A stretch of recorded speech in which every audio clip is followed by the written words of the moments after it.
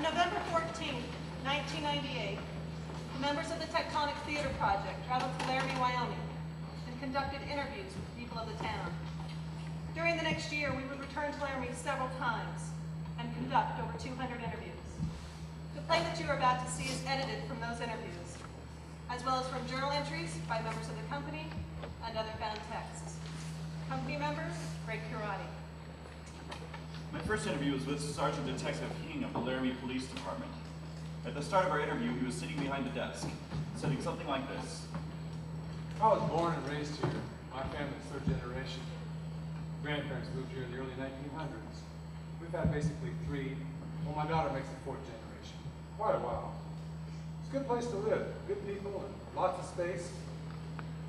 Now, all the towns in southern Wyoming laid out in space because the railroad came through. It was how far they could go before having to refuel and rewater. Laramie was a major stopping point. That's why the towns are spaced so far apart. We're one of the largest states in the country, the least populated. There's so much space between people and towns here. So much time for reflection. Rebecca Hilliker, head of the theater department at the University of Wyoming. You have an opportunity to be happy with your life here. I found that people were nicer here than in the Midwest where I used to teach because they were happy. They were glad the sun was shining, and it shines a lot here. What you have is, you have your old-time traditional type ranchers. They've been here forever. Laramie's been the hub of where they come for supplies and stuff like that. Stewardship is the thing that all our ancestors taught us. Eileen Engen, rancher. If you don't care for the land, then you ruin it and you lose your living.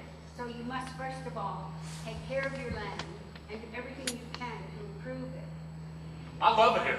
Doug O'Connor, limousine driver. You couldn't stick me in that mess out there back east. The best thing about it's the climate. The cold, the wind. They say a Wyoming wind will drive a man insane. But you know what? It don't bother me. Well, sometimes it bothers me, but most of it. Then you got the university population. I moved here after first living in a couple big cities. Philip Dubois, president of the University of Wyoming. But you'd have to be out of your mind to let your kids out after dark. And here, in the summertime, my kids play out at night till 11 o'clock, and I don't think twice about it. And then you have the people that live in Laramie, basically. I moved here from rural Texas. Zachy Salmon, Laramie resident. Now in Laramie, if you don't know a person, you will definitely know someone that they know. So it can only be 1 degree removed at most. And for me, I love it. I mean, I love to go to the grocery store because I get to visit with 4 or 5 or 6 people every time I go. And I mean, I don't mind people knowing my business. Because what's my business? Well, my business is basically good. I like trains too. They don't bother me. Well, sometimes they bother me. Even though one goes by every 13 minutes out where I live. Doc actually lives up in Bosler, but everybody in Laramie knows him. He's not really a doctor. They used to carry cattle. Them trains? Now all they carry are diapers and cars. I grew up in Cody, Wyoming. April Silva, university student. Laramie's better than where I grew up. I'll give it that. It's a good place to live. Good people, lots of space. Now, when the incident happened, my boy, a lot of press people came. One time, some of them followed me after the crime scene. And well, it was a beautiful day, absolutely gorgeous day. Real clear and crisp. The sky was that blue that you know you'll never be able to paint. Sky blue. Mountains in the background, a little storm. This one reporter, lady person that was out there, she said, Well, who found the boy that was out here anyway? well, this is a really popular area for people to run. Mountain bike is really big out here. Horseback riding. It's close to town. She looked at me and she said, Who the hell would want to run out here? and I'm thinking, lady, you're just missing the point. All you got to do is turn around and see the mountains, listen to the birds, smell the air, just take in what's around you. And they were just nothing but the story. I didn't feel judged. I felt that they were stupid. They're just missing the point. They're just missing the whole point. It's hard to talk about Laramie now, to tell you what Laramie is for us. Jedediah Schultz. If you would have asked me before, I would have told you that Laramie is a beautiful town, secluded enough for you to have your own identity. A town with a strong sense of community. Everyone knows everyone. A town with a personality that most larger cities are stripped of. Now, after Matthew, I would say that Laramie is a town defined by an accident, a crime. We've become Waco. We've become Jasper. We're a noun, a definition, a sign. Now, we may be able to get rid of that, but it will sure take a while. Moment. Journal entries. Journal entries, members of the company, Andy Paris.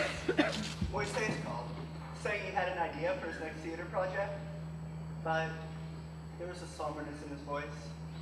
So I asked what was up, and he said, get this, he said he wants to do a piece about what's going on in Wyoming. Stephen Belver.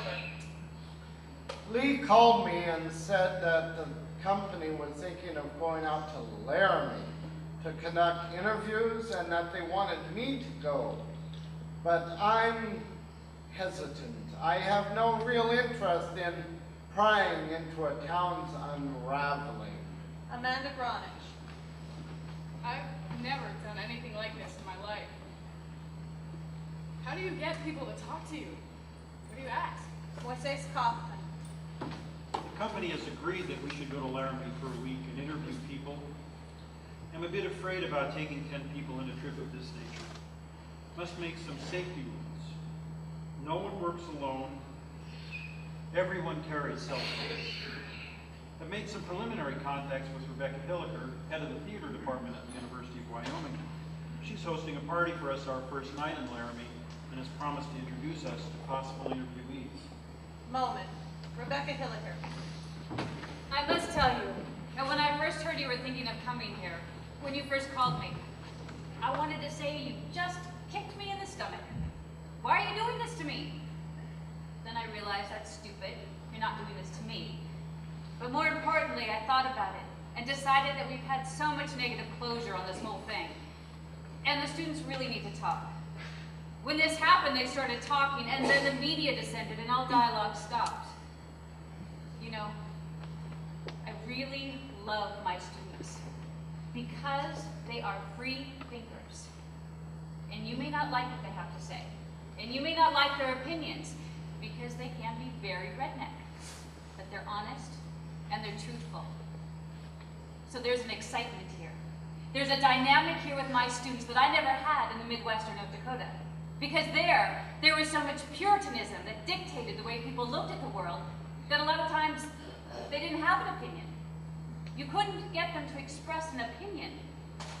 Quite honestly, I'd rather have opinions that I don't like and have that dynamic in education. There's a student I think you should talk to. His name is Jedediah Schultz. Moment. Angels in America. I've lived in Wyoming my whole life. The family has been in Wyoming, well, for generations. Now, when the time came to go to college, my parents couldn't afford to send me to college. I wanted to study theater, and I knew that the only way that I was going to get into college was on a scholarship. And so, they have this competition each year, this Wyoming State High School competition. And I knew that if I could just take first place in the duets, that I could get on a scholarship. So I came to the theater department of the university looking for some good scenes, and I asked one of the was like, I need a killer scene. And he was, here you go, this is it. And it was from Angels in America. So I read it, and I knew I could win best scene if I did a good enough job. Now, when the time came, I told my parents about it so that they could come and see me at the competition. Now, you have to understand, my parents come to see everything. Every hockey game, every ball game, everything I've ever done. And they pulled me into their room, and they told me that if I did do that scene, they were not going to come and see me in the competition. Because because they believe that it is wrong, that homosexuality is wrong. They believed that strongly about it, that they were going to come and see their only son do probably the most important thing he'd done to that point in his life. And I didn't know what to do. I had never, ever gone against my parents' wishes. I was kind of worried about it, but I decided to do it. Now, all I can remember about the competition is that when we were done, me and my scene partner, we came up to each other, and we shook hands. And there was a standing ovation. Man, it was amazing! And we took first place, and we won. And that's how come I can afford to be here at the college, because of that scene. It was one of the best moments of my life. And my parents weren't there. And to this day, that was the one thing that they didn't see me do. And thinking back on it, I think, why did I do it? Why did I oppose my parents? Because I'm not gay, but why did I do it? I guess the only honest answer that I can give you is, well, I wanted to win. It was such a good scene. It was like the best scene. Hey, do you know Mr. Kushner? Maybe you could tell him. Journal entries. Member Greg Curati. We arrived today at the Denver airport and then drove to Laramie. When we crossed the Wyoming border, I swear I saw a herd of buffalo. Also, I thought it was strange that the Wyoming sign said, Wyoming, like no place on earth. instead of Wyoming, like no place else on earth. I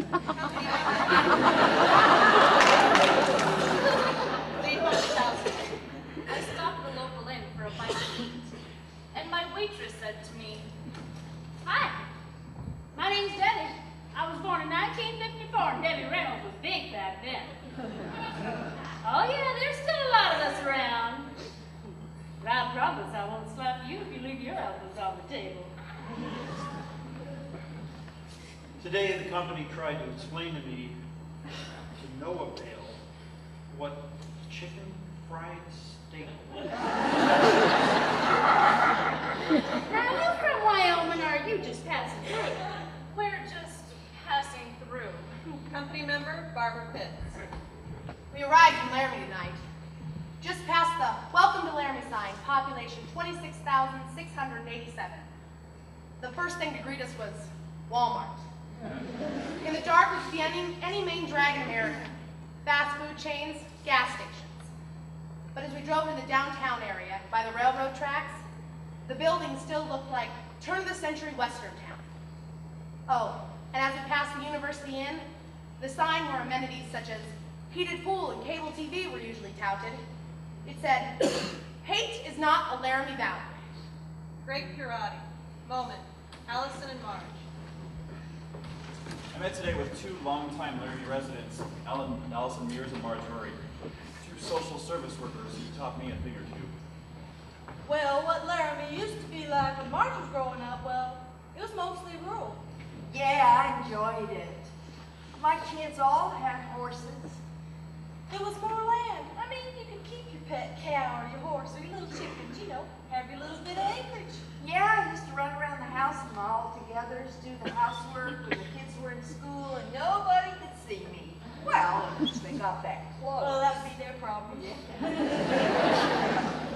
I just want to make sure I got the expression right. In your all-togethers. Yeah, honey, why wear clothes? Now, how's he going to use that in his play? Well, so this is a big ranching town. Oh, no, not just ranching. This used to be a big railroad town at one time. That's before they moved everything to Cheyenne and Green River and Omaha. Now it's just a drive-through spot for the railroad. Because what was it in the 50s? They had one big round house. And they had such a shop there, they could build a complete engine. Yeah, mom worked there. Your mom worked in a roundhouse? Yeah, she washed engines. Her name was Minnie. We used to sing that song for her. You know that song? What song? Run for the roundhouse, Minnie. They can't corner you there. But I'll tell you, here in Wyoming, it's bad in terms of jobs. I mean, the university has all the big, high, whoop-de-doo jobs. But here in Wyoming, unless you're a professional, the bulk of the people are working minimum wage jobs. Yeah, I've been either in the service industry or bartending most of my life. But now I know everybody in town. And she does. And I do. Now then, I will tell you. Here in Laramie, there is a difference, and there always has been. What it is a class distinction. It's about the well-educated and the ones that are not, and the ones that are educated don't understand why the ones that are not don't get educated. Oh, that's why my kids had to fight, because I was a bartender.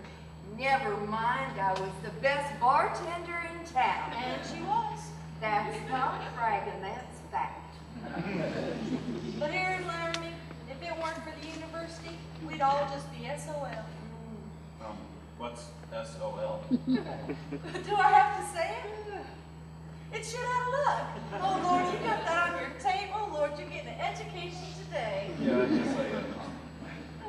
So, let me just ask you, what was your reaction when this happened to Matthew Shepard?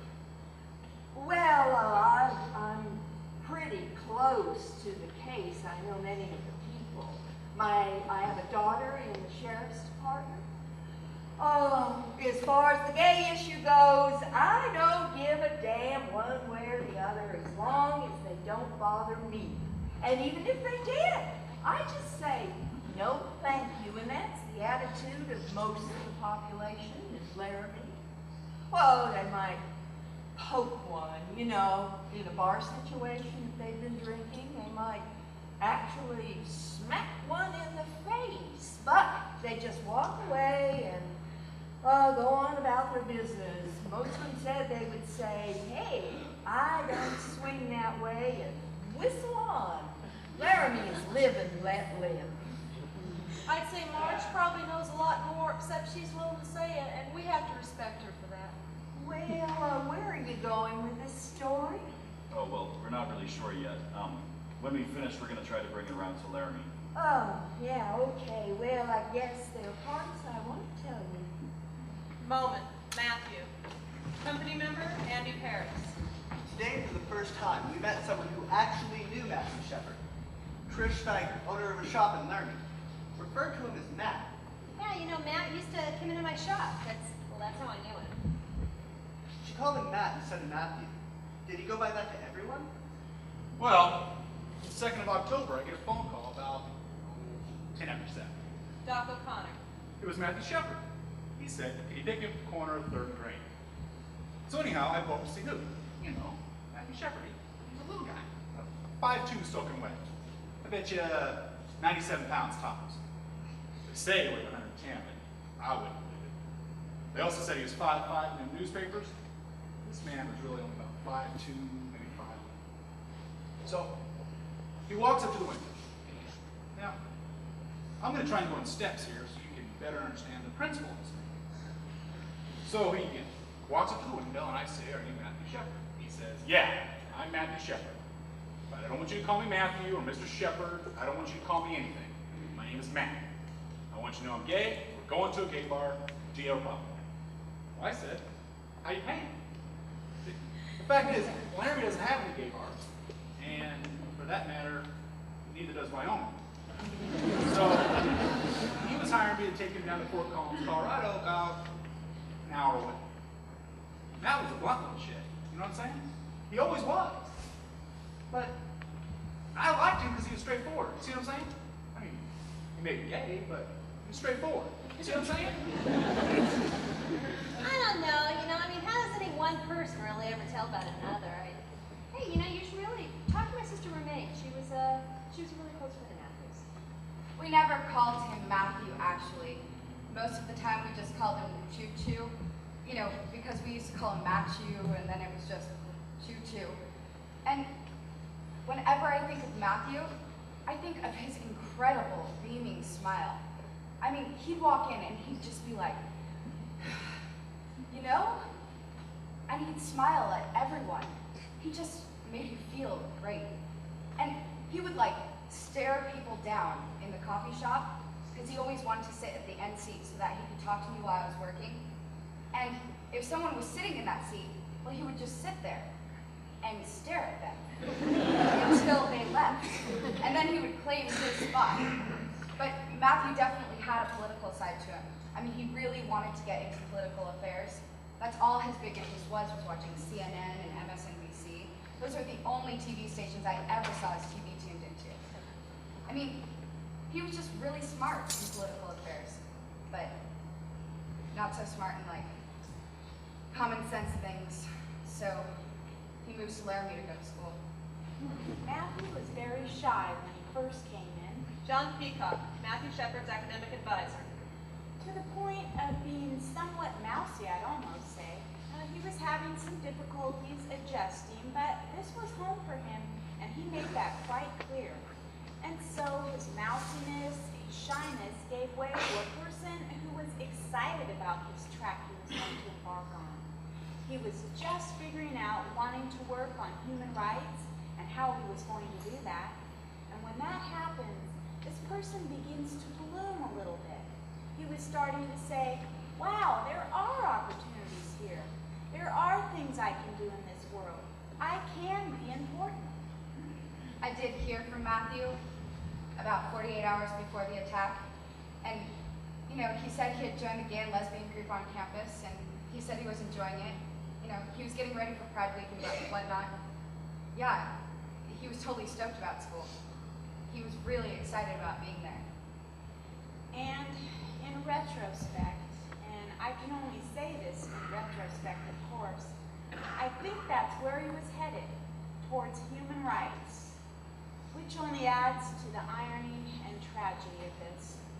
Moment. Who's getting what? I'll tell you something else here. There's more gay people in Wyoming than meets the eye. I know for a fact. No, they're not particularly, what do you call them, queens. Gay people, queens. You know, the run around faggot type.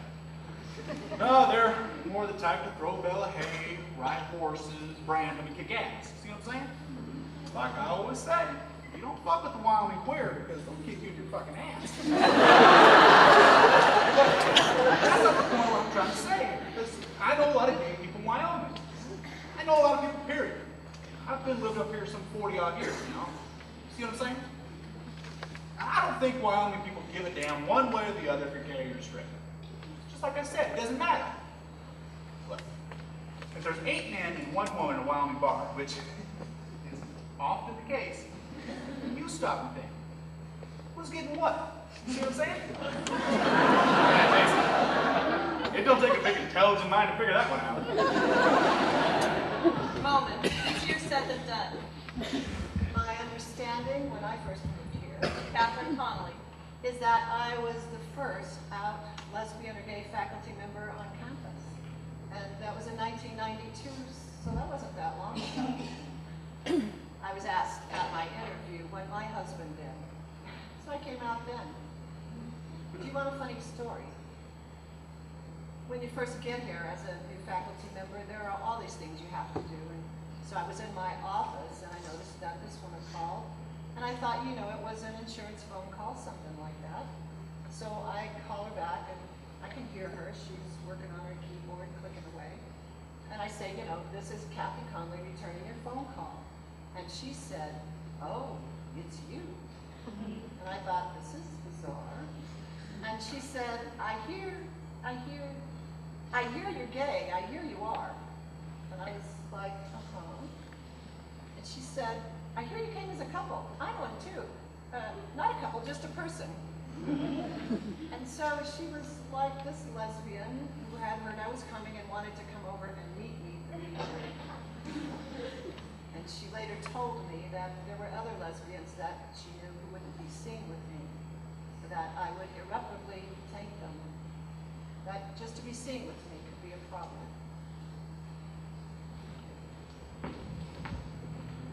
When I first moved here, I knew it was going to be hard as a gay man.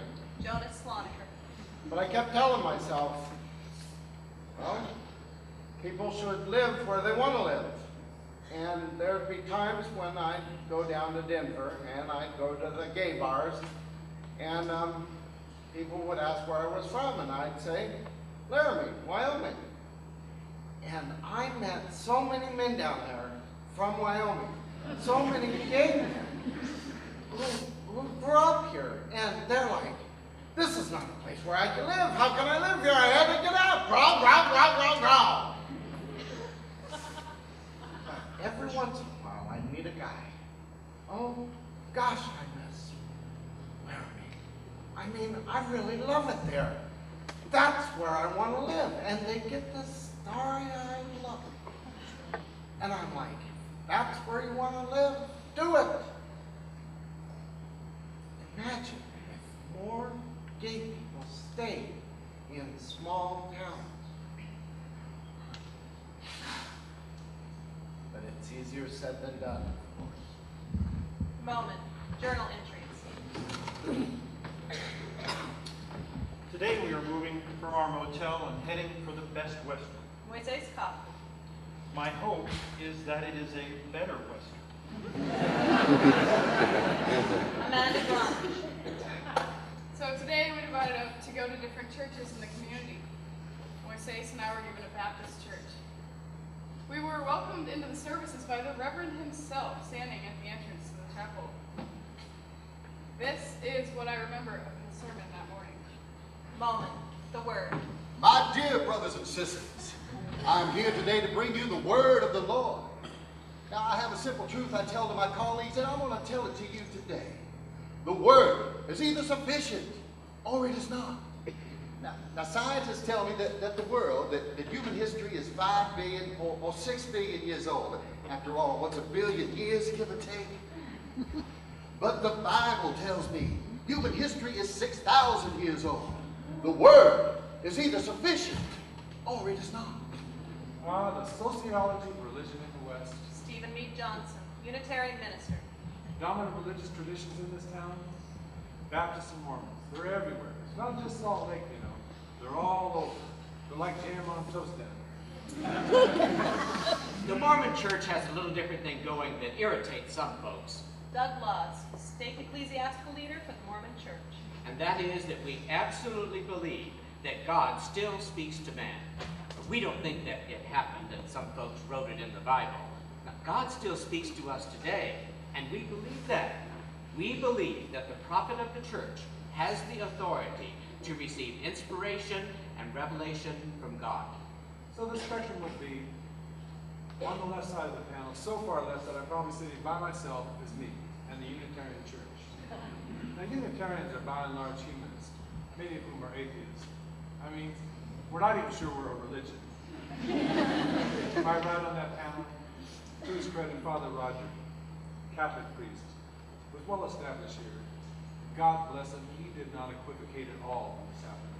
He hosted the vigil for Matthew that night.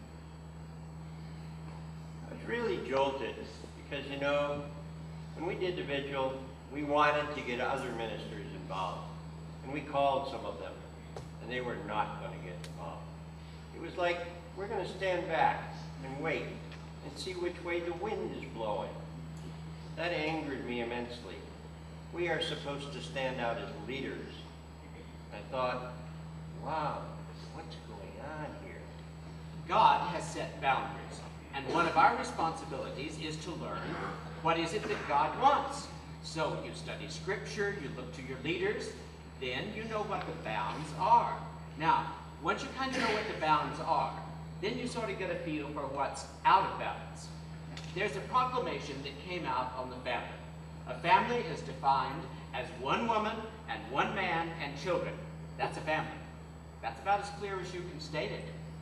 No, there's no sexual deviation in the Mormon church. No. No leniency. We just think it's out of bounds. I warn you, you will be mocked. You will be ridiculed for the singularity of your faith.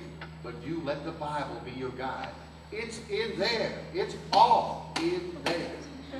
Christian pastors, many of the conservative ones, were silent on this. Conservative Christians, they use the Bible to show the rest of the world. It says here in the Bible, and most Americans believe, and they do, that the Bible is the Word of God. And how are you going to fight that? I am a biblicist, which means the Bible does not need me to be true. The Bible is true whether I believe it or not. The Word is either sufficient or it is not.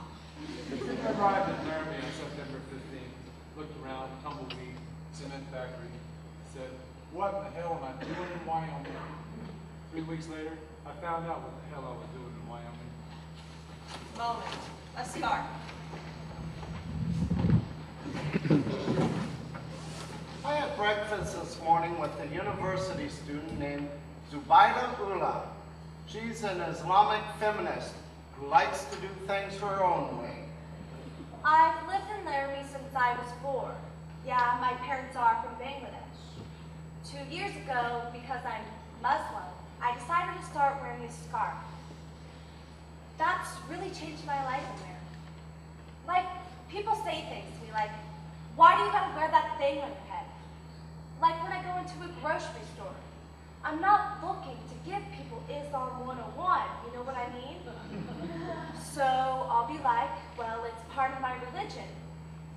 And they'll be, and this is the worst part, because they'll be like, I know it's part of your religion, but why? And it's, how am I supposed to go into the whole doctrine of physical modesty and my spiritual relationship with the Lord, standing there with my pop and chips? You know what I mean? Yeah. You know, it's so unreal to me that, that a group from New York would be writing a play about Laramie. And then I was picturing, you're going to be in a play about my town. You're going to be on stage in New York, and you're going to be acting like you're us. That's so weird. Moment. Lifestyle 1.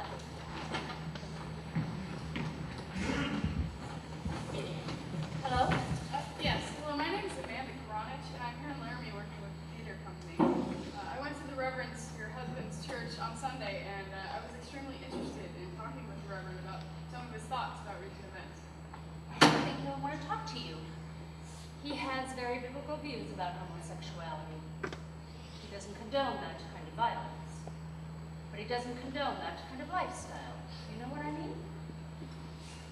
And he has been just bombarded with press, and the media has just been terrible about this whole thing. Oh, I know, I really understand. It must have just been terrible. Yes, we are all hoping this just goes away. Do you think maybe I could call back later and speak with your husband just briefly? Well, all right. You can call him back tonight at 9 o'clock. Thank you so much. I will do that. Moment. The fireside. Today, Barbara and I went to the Fireside Bar, which was the last place Matthew was seen in public. The Fireside. Definitely feels like a college bar. A couple pool tables, stage for karaoke night. Still, the few regulars in the late afternoon were hardly the college crowd. First person we talked to was Matt Mickelson, the owner. My great-great-grandfather moved here in 1862. He owned Laramie's first opera house. It was called the Old Blue Front. Now in 1870, Grandma Louisa Swain cast the first women's ballot in any free election in the world. And that's why Wyoming is the equality state. So what I really want to do is reestablish my bar business. That's the Old Blue Front Opera House and Good Time Emporium. You know, I want to have a restaurant, I want to have a gift shop, I want to have a pool hall, you know, all that shit. Every night's ladies' night. So, the Fireside is kind of my first step towards the Old Blue Front Opera House and Good Time Emporium. Well, what about the night Matthew Shepard was here? Karaoke night, 20 or 30 people. Matthew came in sitting right where you're sitting. If you want to talk to someone about it, you should talk to Matt Gallup. He was a kid bartending that night. You have to meet him. His character stands for itself. Hey, is Gallup bartending tonight? I'm gonna make this brief. Quick, get it over with. But it'll be everything factual. Just the facts. 10 o'clock, I clock in, usual time. Tuesday nights, 10:30, Matthew Shepard shows up, alone, sits down and orders a Heineken. Philip Reed, friend of Matthew Shepard. Matt used to always drink Heineken. Heineken and nothing else. Heineken, even though you had to pay $9.50 for a six-pack, you'd always buy the same beer. Okay, so what can I tell you about Matt? If you had 100 customers like him, it'd be the most perfect bar I've ever been in, okay? And nothing to do with sexual orientation. Absolute mannerisms. Manners, politeness, intelligence. Taking care of me, as in tips. Conversation, everything. You know, dress nice, clean cut. Some people you just know, sits down, please, thank you, and offers intellect and within their vocabulary. So he kicks it there, didn't seem to have any worries or like he was looking for anybody. Just enjoys his drink and the company around. Now, 11:45, 11:30? 11:45, Aaron McKinney and Russell Henderson walk in. Now, I didn't know their names at the time, but they're the accused. They're the perps.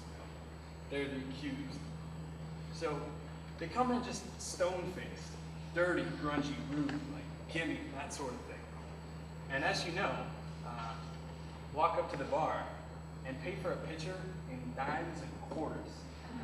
Which, I mean, it's something you don't forget. You don't forget something like that. $5.50 in dimes and quarters, it's a freaking nightmare. So, Henderson and McKinney, they didn't seem intoxicated. They just ordered their beer, took the pitcher with them back to the pool area, kept to themselves. About a half hour later, I see them walking around, no beer. And I remember thinking to myself, I'm not going to ask them if they want another one. Because if they paid for that one in dimes and quarters, I've got a pretty good feeling they don't have any more money. Romaine Patterson. Money meant nothing to Matthew because he came from a lot of it. I mean, he would like hand over his wallet in 2 seconds because money meant nothing to him. His shoes might have meant something. They can say it was robbery. I don't buy it. For even an iota of a second. So then a few moments later, I look over, and McKinney and Henderson have been talking to Matthew Shepard. Aaron said that a guy walked up to him and said he was gay and that he wanted to be with Aaron and Russ. Kristen Price, girlfriend of Aaron McKinney. And he got aggravated with that and said he was straight and didn't want anything to do with him, and walked off. That was when Aaron and Russ decided to go into the bathroom and pretend to be gay to get him to their truck and rob him. Okay, no. They stated that he approached them, that he came on to them. I absolutely, positively disbelieve and refute that statement. I'll give you 2 reasons why. The first one is character reference. I mean, why them? Why would he approach them? I mean, they say he's gay. He's flaming gay. He's gonna come on to people like that? Bullshit. I mean, he never came on to me. Hello? Come on to people like that? I don't. 2, territorialism it's the word I'll use for this. And that is that Matt was sitting right there where you are. Now, Henderson and McKinney were in the pool area, so upon their first interaction, they were in Matt's area, the area that Matt had been in all night. So who approached who by that? Matt was the kind of person, he would like never not talk to someone for any reason. I mean, if someone started talking to him, he'd just be like, oh, blah, blah, blah, blah, blah. He never had a problem striking up a conversation with anybody. Matt did feel lonely a lot of times. Me knowing that, and knowing how vulnerable he could be. I mean, the fact that he was in the bar alone that night without any friends just made him that much more vulnerable. He would have walked right into it. The only thing is, and this is what I'm testifying to, because basically, you know, I'm one of the key eyewitnesses in this case. Basically, what I'm testifying to is that I saw Matt leave. Now, I saw 2 people leave with him. I didn't see their faces, but I saw the backs of their heads. Now, at that same time, Henderson and McKinney were no longer around. So you do the math. Actually, I think it was the DJ that saw him last before they left that night. Gave him a cigarette or something. His name's Shadow. So I was the last person to talk to Matt before he left the fireside, and I was just bullshitting around with my shit, and he stopped me. Well, I stopped him, actually, but, you know, he was like, hey, Shadow, da, da, da. And I was like, yo, man, you getting ready to leave or what? And he's like, yeah, man, and this and that. You know, but then I seen them two guys, and you seen them, and they stood outside, man, and you could really see it. Yeah, you could see it. They was like looking over at him, and he was looking back. And, you know, I talked to Matt for like a good 10 minutes or something, and, you know, and then you seen these guys like getting worried and anxious to leave and shit. But when they took off, you know, I didn't think too much of it, because, you know, I seen it. And it was in a black truck, you know, a small truck, so they all sat up front with Matt in the middle, you know. And, you know, I didn't think much of it, because, you know, I didn't really figure them guys to be like that. Moment. McKinney and Henderson, a friend of Aaron McKinney. Oh, I liked Aaron a lot. Aaron was a nice kid. I've known him a long time, and, you know, that's why I was surprised at what happened. But I know that, well, I know he lived out far, you know, in his trailer house with his girl. That's what he told me. Well, they only started dating last summer, but they must have gotten pregnant as soon as he started dating, because, you know, they had a kid. He's only 21 years old, and already he's got a kid. But you see, that's the sort of person that Aaron was. I mean, like, you know, he always wore big clothes, you know, like Tommy Hilfiger or Gucci or Polo. When I knew Aaron, he was like this, you know, this young kid. He was just trying to fit in, you know, like acting tough, acting cool. But you know, if you got in his face about it, he'd back down, just like he was some kind of scared kid. Sherry Anderson. Russell was just so sweet. He was the one that was the Eagle Scout. I mean, his whole presence was just so quiet and sweet. So of course it doesn't make any sense to me, and I know people snap and whatever, and well, it wasn't a real intimate relationship. I was just his landlord. I did work with him at the chuck wagon too, and I remember, like, at the Christmas party, he was like totally drunk out of his mind. But then we were all pretty much, you know, party time. And he wasn't belligerent. He didn't change. His personality didn't change. He was still the same meek little Russell. I remember him coming up to me and saying, when you get a chance, Sherry, can I have a dance? Which we never did get around to doing that. And now I just want to shake him, you know? What were you thinking? What the hell were you thinking? Moment. The fence. The fence. I've been out there 4 times. I've taken visitors. That place has become a pilgrimage site. Clearly, it's a very powerful personal experience to go out there. It's so stark, so empty. You can't help but think of Matthew out there for 18 hours, nearly freezing temperatures, up there with that view, isolated. And the God, my God, why have you forsaken me? Comes to mind. Company member, Greg Pirati. Philip Reed, a friend of Matthew's, took us up to the fence this morning. I broke down the moment I touched it. I feel such a strong kinship with this young man. On the way back, I made sure no one saw me crying. Lee Fondakowski. Greg was crying on the way back. I couldn't bring myself to tears, but I felt the same way. I have an interview this afternoon with Aaron Kreifels. He's the boy who found Matthew out there at the fence.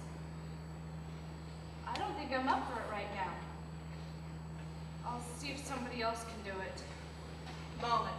Finding Matthew Shepard. So I took off on my bike at about 5 o'clock on Wednesday from my dorm. I just felt like going for a ride, you know, so I went to the top of Cactus Canyon. And I'm not super familiar with that area, so on my way back down, I kept on picking which way to go, which makes sense to me now that God wanted me to find him, because I normally wouldn't have gone that way. So I was in some deep ass sand and I wanted to turn around, but for some reason I just kept on going. There was a rock on the ground and I drilled it and went over the handlebars. When I got up, I was dusting myself off when I noticed something. It ended up to be Mac. He was tied to a fence. And I didn't think much of it at first. I thought it was a scarecrow because Halloween was coming up. But when I got closer, I noticed the hair, which was the main key to me that it was a human being. It was the hair. Because seriously, I just thought it was a dummy. I saw the chest going up and down. I just thought it was some kind of mechanism. When I saw the hair, I knew it was a human being. So I ran as fast as I could to the nearest house and called the police. I responded to the call. Officer Reggie Flutie. When I got there at first, the only thing I could see was partially somebody's feet. And I got out of my vehicle and raced over. I seen what appeared to be a young man, 13, 14 years old, because he was so tiny, laying on his back, and he was tied to the bottom end of a pole. I did the best I could. The gentleman who was laying on the ground, Matthew Shepard, he was covered in dried blood all over his head. There was dried blood underneath him. He was barely breathing. He was doing the best he could. I was going to breathe for him, and I couldn't get his mouth open. His mouth wouldn't open for me. He was covered in, like I said, partially dried blood. There was blood all over his head. The only place that did not have any blood on him, on his face, was what appeared to be where he had been crying down his face. His head was distorted. You know, it did not look normal. He appeared to have a real harsh head wound.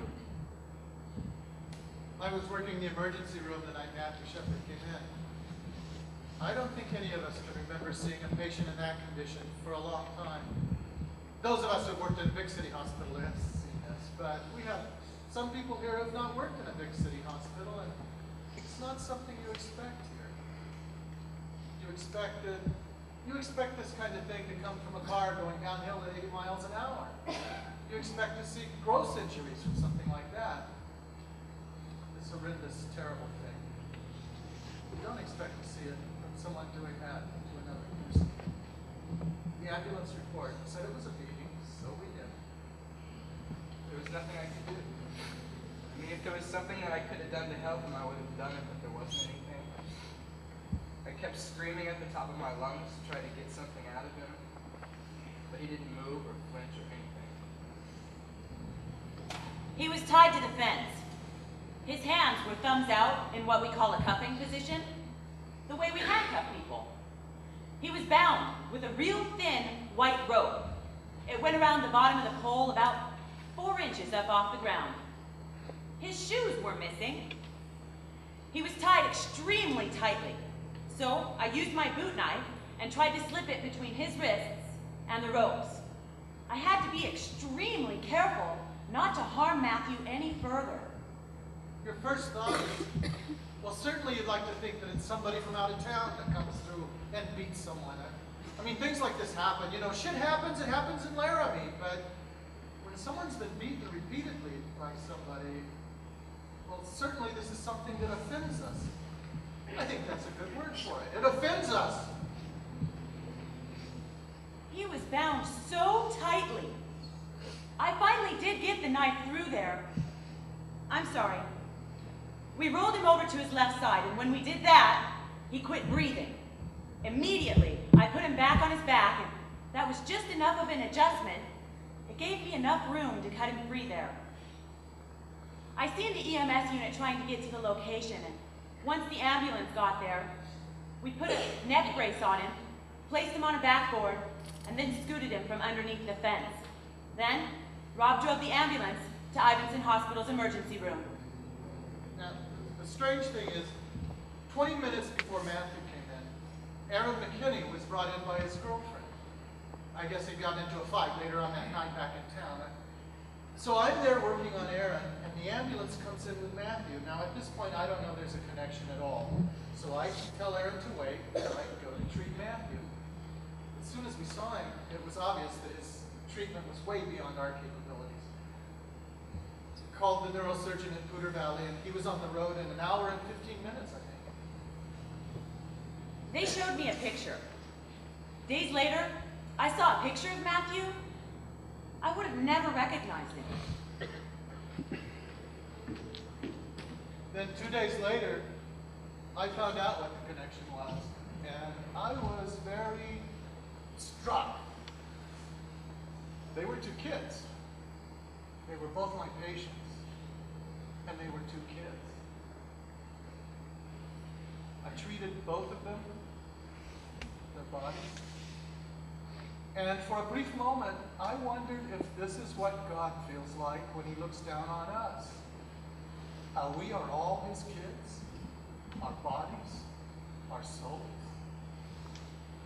And I felt a great deal of compassion for both of them.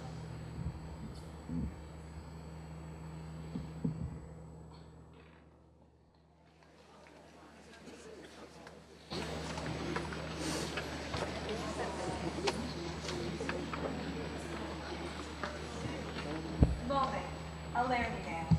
This is John Peacock, Matthew's academic advisor. Well, the news report started trickling out on Thursday, but no names were mentioned. The brutality of the crime was not mentioned. All that was mentioned was that there was a man, a Laramie man, found beaten out on the prairie, basically.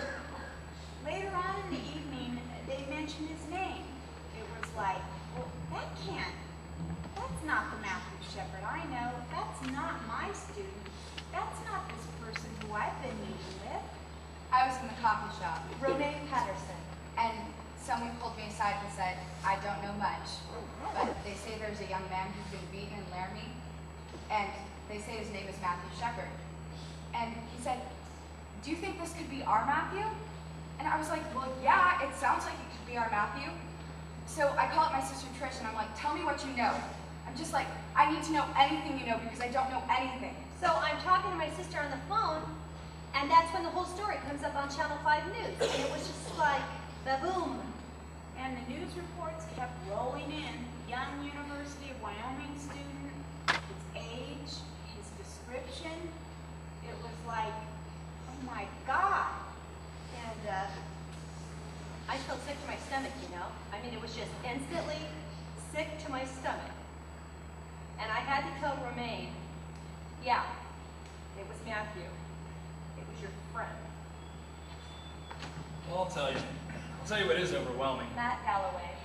Friday morning, I first find out. I go to class, I walk out, boom, there it is, the branding ad. So immediately I drive to the nearest newsstand so I can get a copy of the Laramie Boomerang because I want to get more details. Buy that, go home, and before I even have a chance to open the paper, my boss calls, and he says, "Did you hear what happened?" And I'm like, "Yeah." Was he in the bar Tuesday night? I go, yes, he was. You have to get down to the bar right now. We have to talk about this. We have to discuss what's going to go on. By this time, I was starting to get upset, but still the severity wasn't out yet. It was Thursday afternoon. Rulon Stacy at the Poudre Valley Hospital. I got a call. We just got a kid in from Wyoming that looks like he may be the victim of a hate crime. We have a couple of newspaper reporters. They're asking questions. And so we agreed that we needed a single spokesperson. As CEO, I'll do that, and we'll try and gather all the information that we can. And late that night, as I watch the 10 o'clock news, they start speaking about the nature and the severity of it. So I'm on the phone with Mickelson, and he's like, "We have to go to the arena. We have to identify these guys to make sure these guys are in the bar." So we go to the arraignment. Moment. The essential facts. Our focus today turns to Laramie, Wyoming, and the Albany County Courthouse, where Aaron James McKinney and Russell Arthur Henderson are being charged with the brutal beating of Matthew Shepard, a gay University of Wyoming student. The arraignment was on Friday, right around lunchtime. I said, I'm just going. I just took off. Just down the street, so I walked a few blocks and I went. Has anybody told you about the arraignment? There were probably about 100 people from town, and probably as many news media at that point. A lot more of the details had come out.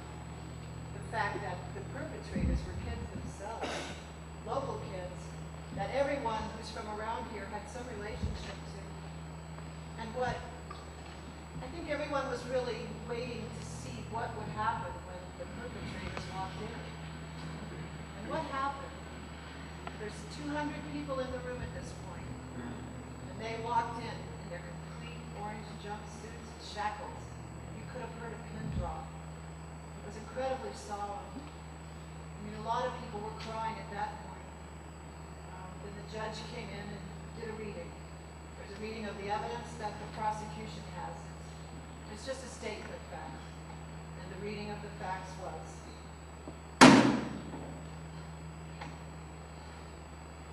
the essential facts are that the defendants, Aaron James McKinney and Russell Arthur Henderson, met Matthew Shepard at the Fireside Bar. And after Mr. Shepard confided he was gay, the subjects deceived Mr. Shepard into leaving with them in their vehicle to a remote area. Upon arrival at said area, both subjects tied their victim to a buck fence, robbed him, tortured him, and beat him. Both defendants were later contacted by officers of the Laramie Police Department, who observed inside the cab of their pickup a credit card and a pair of black patent leather shoes belonging to the victim, Matthew Shepard. The subjects took the victim's credit card, wallet containing $20 in cash, his shoes, and other items, and obtained the victim's address in order to later burglarize his home. I don't think there was any person who was left in that courtroom who wasn't crying at the end of it. I mean, it lasted 5 minutes, but it kept on getting more and more horrific, ending with: said defendants left their victim begging for his life. Moment. Live and let live. Sergeant B. How could this happen? I think a lot of people just don't understand. I don't even really understand how someone could do something like that. We are one of the most vocal populations of gay people in the state. It's pretty much live and let live. Laramie resident Jeffrey Lockwood. My secret hope was that they were from somewhere else. Then, of course, you can create that distance. We don't grow children like that here. Well, it's pretty clear that we do grow children like that here. So that was the arraignment. And my response was pretty catatonic. Not eating, not sleeping. Don't leave me alone right now. More and more details came in about the sheer brutality, motivations, how this happened. And then, quite frankly, the media descended, and there was no time to reflect on it anymore. Moment. The gem city of the plains. Laramie, Wyoming, often called the gem city of the plains, is now its eye of the storm. As a The Apple Exchange has its rednecks and mountains for shores, but no one thinks it's for Both go to trail.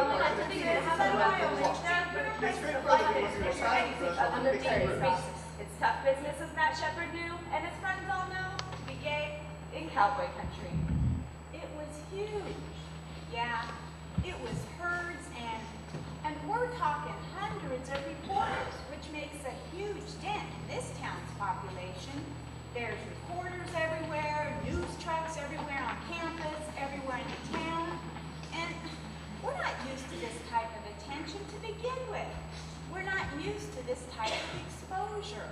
Tiffany Edwards, local reporter. These people are like predators. Like this one journalist actually followed one of the judges into the bathroom and caught him at the urinal. And was like asking him questions. And the judge was like, "Excuse me, can I have some privacy?" And the journalist was actually offended that he asked for privacy. That's not how journalism started. Like the Gutenberg press, you know? Well, I'll tell you what, when hard copy came to tape me, I taped them at the same exact time. I have every word I ever said on tape, so if they ever try anything funny, they better wash their fucking hands.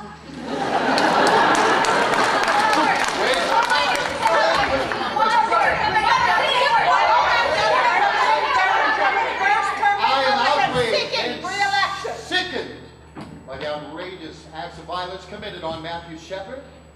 I extend my most heartfelt sympathies to the family.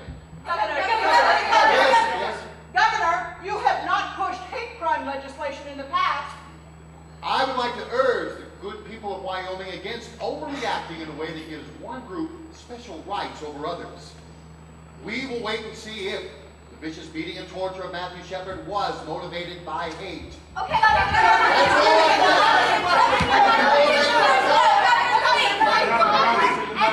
They've got murder in Wyoming. Wyoming's dripping red like it's got blood on them or something. It's like, what is this? This is sensationalism. We're here going, wait a minute. We have the guys in jail in less than a day. And I think that's pretty damn good. And for us to be more or less aligned, Eileen and Gil Enkin, that we're not a good community, and we are. The majority of the people here are good people. You get a few bad apples once in a while, and the gay community, it's a good time to take this as an advantage. And now is a good time for us to exploit this. Bill McKinney, father of one of the accused. Had this been a heterosexual of those two boys decided to take out and rob, this never would have made the national news. Now my son is guilty before he's even had a trial. Look, I don't think that the media accused anybody because they made people think. Because people were sitting in their homes, watching TV, listening to CNN, and watching Dan Rather, and going, Jesus Christ, that's not how it is here. Well, how is it here? Moment. Medical update. Matthew Shepard, medical update for 3 p.m. Saturday, October 10th. By this point, I looked out, and where there had been 2 or 3 reporters, but it must have been 10 or 15 still photographers, another 20 or 30 reporters, and 10 video cameras. The family had just arrived. I barely had time to introduce myself to them. I looked out there and I thought, my gosh, what am I going to do? Mr. Stacy! Mr. Stacy! Please, question! Mr. Stacy! Mr. Stacy, please, a few questions. Just some... Matthew Shepard was admitted in critical condition approximately 9:15 p.m. October 7th. When he arrived, he was unresponsive and breathing support was being provided. At the time of his arrival, his major injuries consisted of hypothermia and a fracture from behind his head to just in front of the right ear. This has caused bleeding in the brain as well as pressure on the brain. There were also several lacerations on his head, face, and neck. Matthew's temperature has fluctuated over the last 24 hours, ranging from 98 to 106 degrees. We have had difficulty in controlling his temperature. Matthew's parents arrived at 7 p.m. October 9th and are now at his bedside. The following is a statement from them. First of all, we want to thank the American public for their kind thoughts about Matthew and their fond wishes for his speedy recovery. We appreciate your prayers and goodwill, and we know that there's something Matthew would appreciate too. We also have a special request for the members of the media. Matthew is very much in need of his family at this time, and we ask that you respect our privacy as well as Matthew's, so we can concentrate all of our efforts, thoughts, and love on our son. Thank you very much. Both Aaron McKinney and Russell Henderson pled not guilty to charges. Their girlfriends, Chastity Paisley and Kristen Price, also pled not guilty after being charged as accessories after the fact. On our next trip, we spoke with the Chief Investigating Officer on the case, Detective Rob Debris of the Albany County Sheriff's Department. I think the thing that bothered me the most was when I went down to Poudre Valley where Matthew was, and the thing that bothered me the most was seeing him, touching him. As a homicide detective, you look at Bobby, this poor boy, he's sitting there fighting all his life trying to make it. I wanted to so buy the book, you know? I keep seeing that picture in my head when I found him. Aaron Kreifels. It's not pleasant whatsoever. I want to like get it out, because that's the main thing for me is like seeing that picture in my head. It's unbelievable to me, you know, that I'm the one who found it. And that's the biggest question with like God and my religion is why did God want me to find it? I know how to take care of myself, and I was irrationally terrified Catherine Connolly. What that means is not letting my 12-year-old son walk the streets. Seeing a pickup truck doing a U-turn and thinking it's coming after me. Having to stop because I'm shaking so bad. And in fact, pickup was not coming after me, but my reaction was to have my heart in my mouth. Ultimately, no matter how you dice it, I did have an opportunity. Matt Galloway. You know, if I had amazing hindsight of 2020 to have stopped what occurred, you know, I just keep thinking I should have noticed. You know, these guys shouldn't have been talking to this guy. You know, I shouldn't have had my head down for those 20 seconds when I was washing dishes. You know, just things I could have done. What the hell was I thinking? So, you do a lot of study and you spend hours and hours and hours. And you study and study and study. You're talking to your officers, making sure they understand. Talk to your witnesses again, and all the time, I get this flash of seeing Matthew. I wanted this thing so tight, there was no way these guys were going to get out. One of the things that happened when I got to the fence, there was just such an overwhelming amount of blood, and we try to wear protective gloves, but we had a really cheap sheriff at the time, and he bought us shit gloves, you know? You put them on, and they kept breaking. So finally, you just ran out of gloves. So, well, you know, you figure, don't hesitate, you know? That's what your mind keeps telling you all the time. Don't hesitate. And so you just keep moving, and you try to help Matthew and find an airway, and you know, that's what you do, you know? The thing I wasn't telling you before is that Reggie is my daughter. Marge Murray. And when she first told me she wanted to be a police officer, I thought she couldn't make a better choice. She could handle whatever came her way. Probably a day and a half later, the hospital called me and told me Matthew had HIV. And the doctor said, you've been exposed. And you've had a bad exposure. Because you see, I've been building a lean-to for my llamas, and my hands had open cuts all over them. And so I was kind of screwed. And you know, shoot, you know. Would you talk about losing sleep? So I said to the doctor, okay, what'll I do? And the doctor said, get up here. And so I got up there and we started the ATZ drugs immediately. Now they have a medication that if it's administered 36 hours after you've been exposed, well, maybe there's a chance it'll keep you from getting the disease. That is a mean, nasty medicine. Mean. I've lost 10 pounds and a lot of my hair. Yeah. Well, very frankly, I wanted to lash out at somebody. Oh, not at Matthew, please understand me. Not a one of us was mad at Matthew, but maybe we wanted to squeeze McKinney's head off.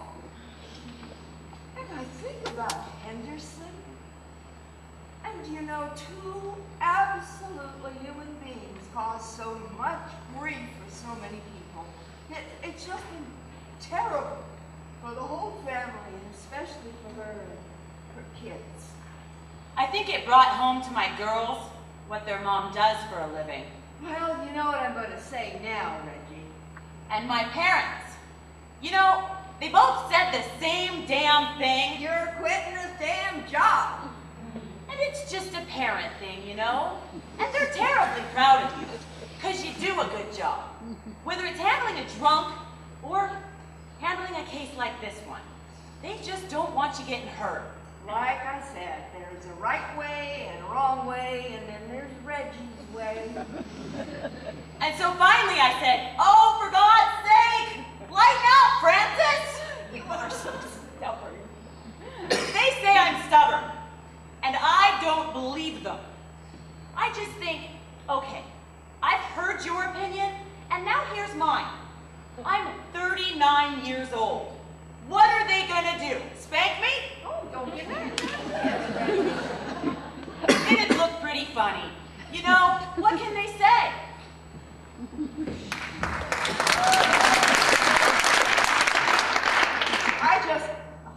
doesn't go before me, I just don't think I could handle that. Moment. Email. University of Wyoming President Philip Dubois. There's this young person who read my statement on the Denver Post story and sent me an email to me directly and said, "You and the straight people of Laramie and Wyoming are guilty of the beating of Matthew Shepard, just as the Germans, who looked the other way, were guilty of the deaths of the Jews, the Gypsies, and the homosexuals. You have taught your straight children to hate their gay and lesbian brothers and sisters. Unless and until you acknowledge that the beating of Matthew Shepard is not just a random act, not just the work of a couple of crazies, you have Matthew's blood on your hands." and oh, well, I just can't begin to tell you what that does to you. And it's like you can't possibly know what I'm thinking. You can't possibly know what this has done to me and my family and my community. Moment. Vigils. That first week alone, vigils for Matthew Shepard were held in Laramie, Denver, Fort Collins, and Colorado Springs. Soon after, in Detroit, Chicago, San Francisco, Washington, D.C., Atlanta, Nashville, Minneapolis, and Portland, Maine, among others. And in Los Angeles, 5,000 people gathered. And in New York City, a political rally ended in civil disobedience and hundreds of arrests. And the Poudre Valley Hospital website received close to 1 million visitors from across the country and around the world, all expressing hope for Matthew's recovery. Moment. Medical update. Matthew Shepard, medical update at 9 a.m. Sunday, October 11th. As of 9 a.m. today, Matthew Shepard remains in critical condition. The family continues to emphasize that the media respect their privacy. The family also wants to thank the American public for their kind thoughts and concern for Matthew. Moment. Live and let live. There are certain things when I sit in church, Jedediah Schultz. and the Reverend will tell you flat out he doesn't agree with homosexuality. And I don't know. I think right now I'm going through changes. I'm still learning about myself, and I don't think I've learned enough about certain things to make a decision that says homosexuality is right. And you've been raised your whole life that it is wrong. And right now I would say that I don't believe in it. Yeah, that I don't believe in it. But maybe that's just because I couldn't do it. And speaking in religious terms, I don't think that's the way God intended it to happen. But I don't hate homosexuals. And I mean, I'm not going to persecute them or anything like that at all. I mean, that's not going to be getting in the way between me and the other person at all. Well, they preach in the schools that being gay is okay, and yada, yada, yada. Conrad Miller. If my kids ask me, I'd sit them down and I'd tell them, this is what gay people do. This is what animals do, okay? I'd say, this is the life. This is the lifestyle. That's why I believe it's wrong. There's more gay people around here than what you think. Murdoch. Doesn't bother anybody, because most of them that are gay or lesbian, they know damn well who to talk to. If you step out of line, you're asking for it. Some people are saying he made a pass at them. Well, you don't pick up regular people.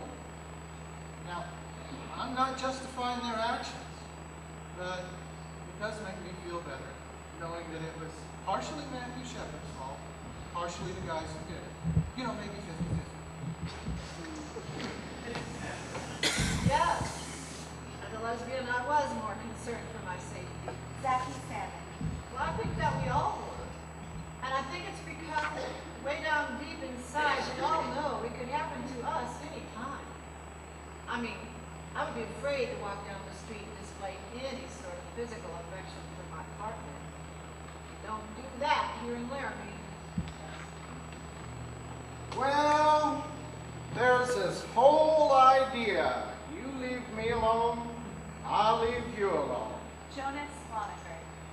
even in some of the Western literature, you know, live and let live. That is such crap. I tell my friends that. Even some of my gay friends bring it up sometimes. I'm like, that's crap, you know? I mean, basically what it boils down to is, I don't tell you I'm a fag, you won't beat the hell out of me. I mean, what's so great about that? That's a great philosophy. Moment. It happened here. We went to the candle vigil, Zubaydah Ula, and it was so good to be with people who felt like shit. I kept feeling like I don't deserve to feel this bad, you know?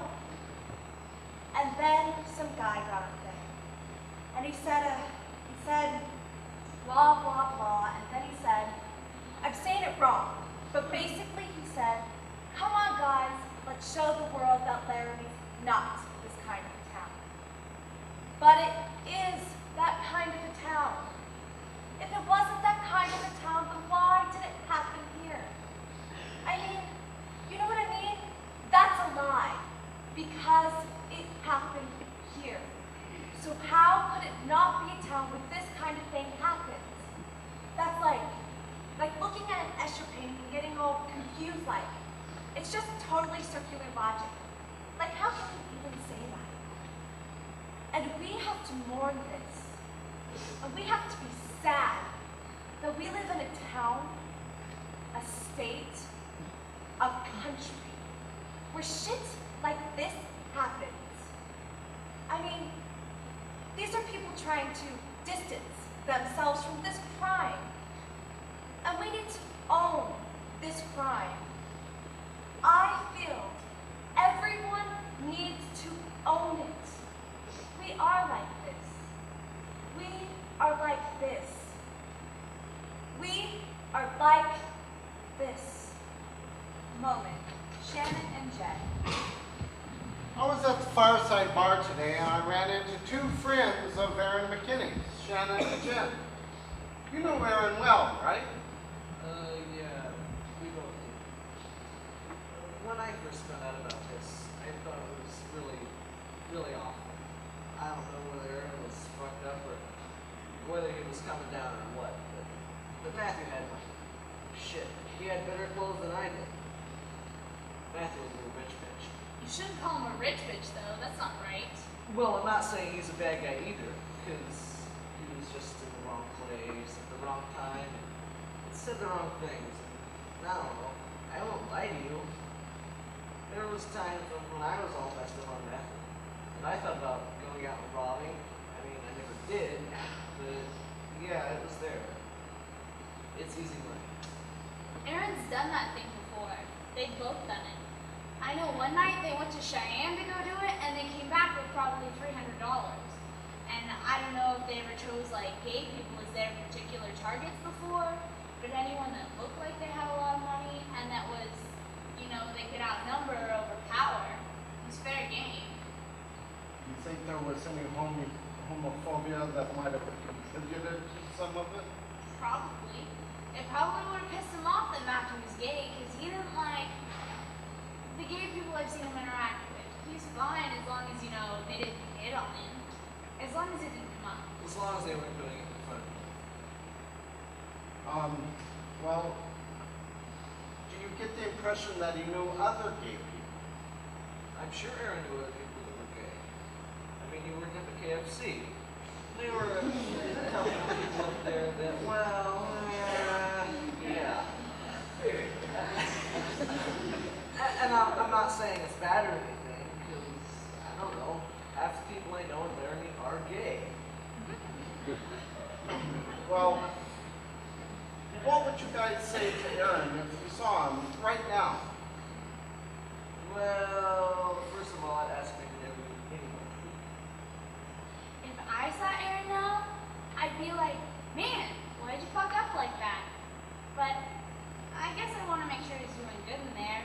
I'm sure he is, though. I'd probably just want to hang out with him. Smoke a bowl with him. Bet he wants one so bad. You both went to Laramie High, right? Yeah. Well, we're a part of the society. Moment, homecoming. On a day traditionally given over to nothing more profound than collegiate exuberance and the fortunes of the University of Wyoming football team, this community on the High Plains had a different kind of homecoming Saturday, as many searched their souls in the wake of a vicious, apparent anti-gay hate crime. University President Philip Dubois. This was homecoming weekend, and there were a lot of people in town, and there was a homecoming parade scheduled. Now, the students had organized to tag on to the back of the parade, you know, behind a banner supporting Matt, and everyone was wearing these armbands that the students had created. I live in the center of town. Harry Woods. I have an apartment with windows on two opposite streets, the one that goes north and the other south, which is exactly the route of the homecoming parade.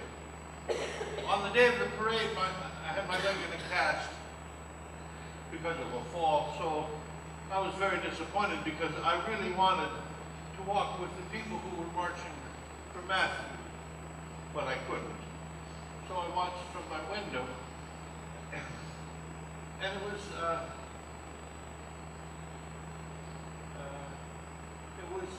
just,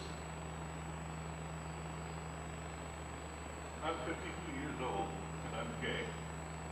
I've lived here many years, and I've seen a lot. And I was very moved when I saw the tag at the end of that parade of about 100 people marching behind a banner for Matthew Shepard.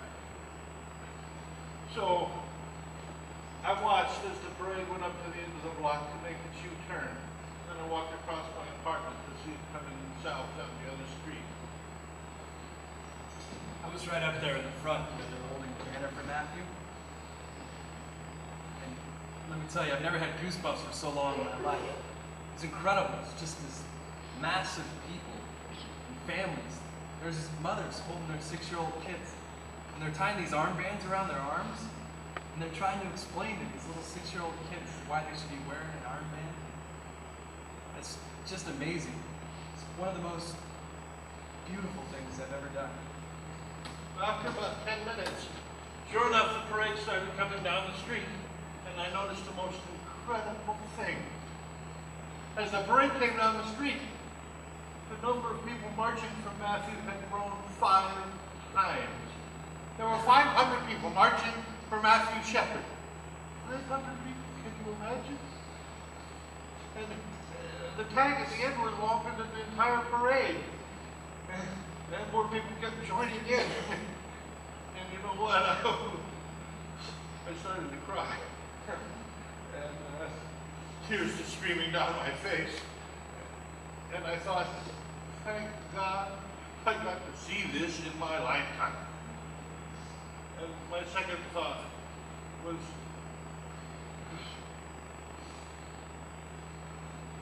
thank you, Matthew. Moment.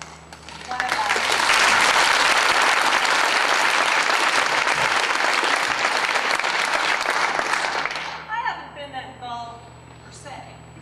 My husband's a highway patrolman, so it's really the only way I've known about it. Now, when I first found out, I just thought it was horrible. I can't, nobody deserves that. I don't care who you are. But the other thing that was not brought out, at the same time this happened, that patrolman was killed, and there was nothing.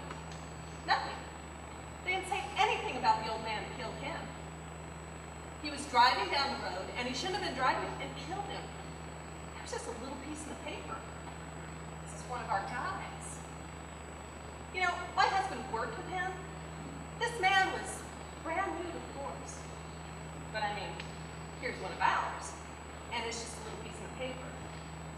And a lot of it is my feeling that the media is portraying Matthew Shepard as a saint and making him as a martyr. I don't think he was. I don't think he was that pure.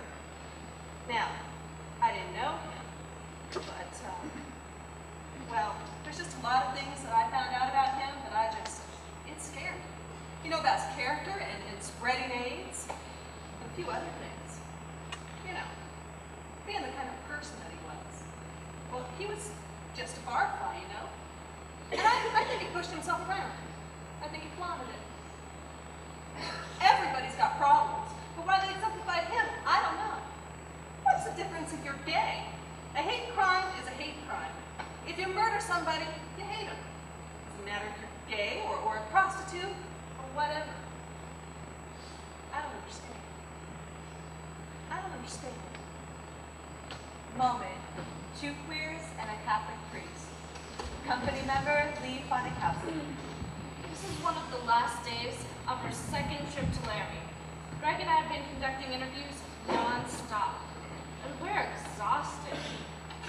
We're going to meet Father Roger at 7:30 in the morning. I was wishing we could skip the whole thing altogether, but we've got to follow through to the end. So, here we go. 2 queers and a Catholic priest. Matthew Shepard has served us well. You realize that? Served us well. I do not mean to condemn Matthew to perfection, but I cannot think of anyone who has done more for this community than Matthew Shepard. And I'm not going to just sit here and say I was this bold guy, no fear. I was scared. I was very vocal in this community when this happened. And I thought, should we call the bishop and ask him permission to do the vigil? I was like, hell no. I'm not going to do that. His permission doesn't make it correct. It's a thing where information just doesn't make it correct. Don't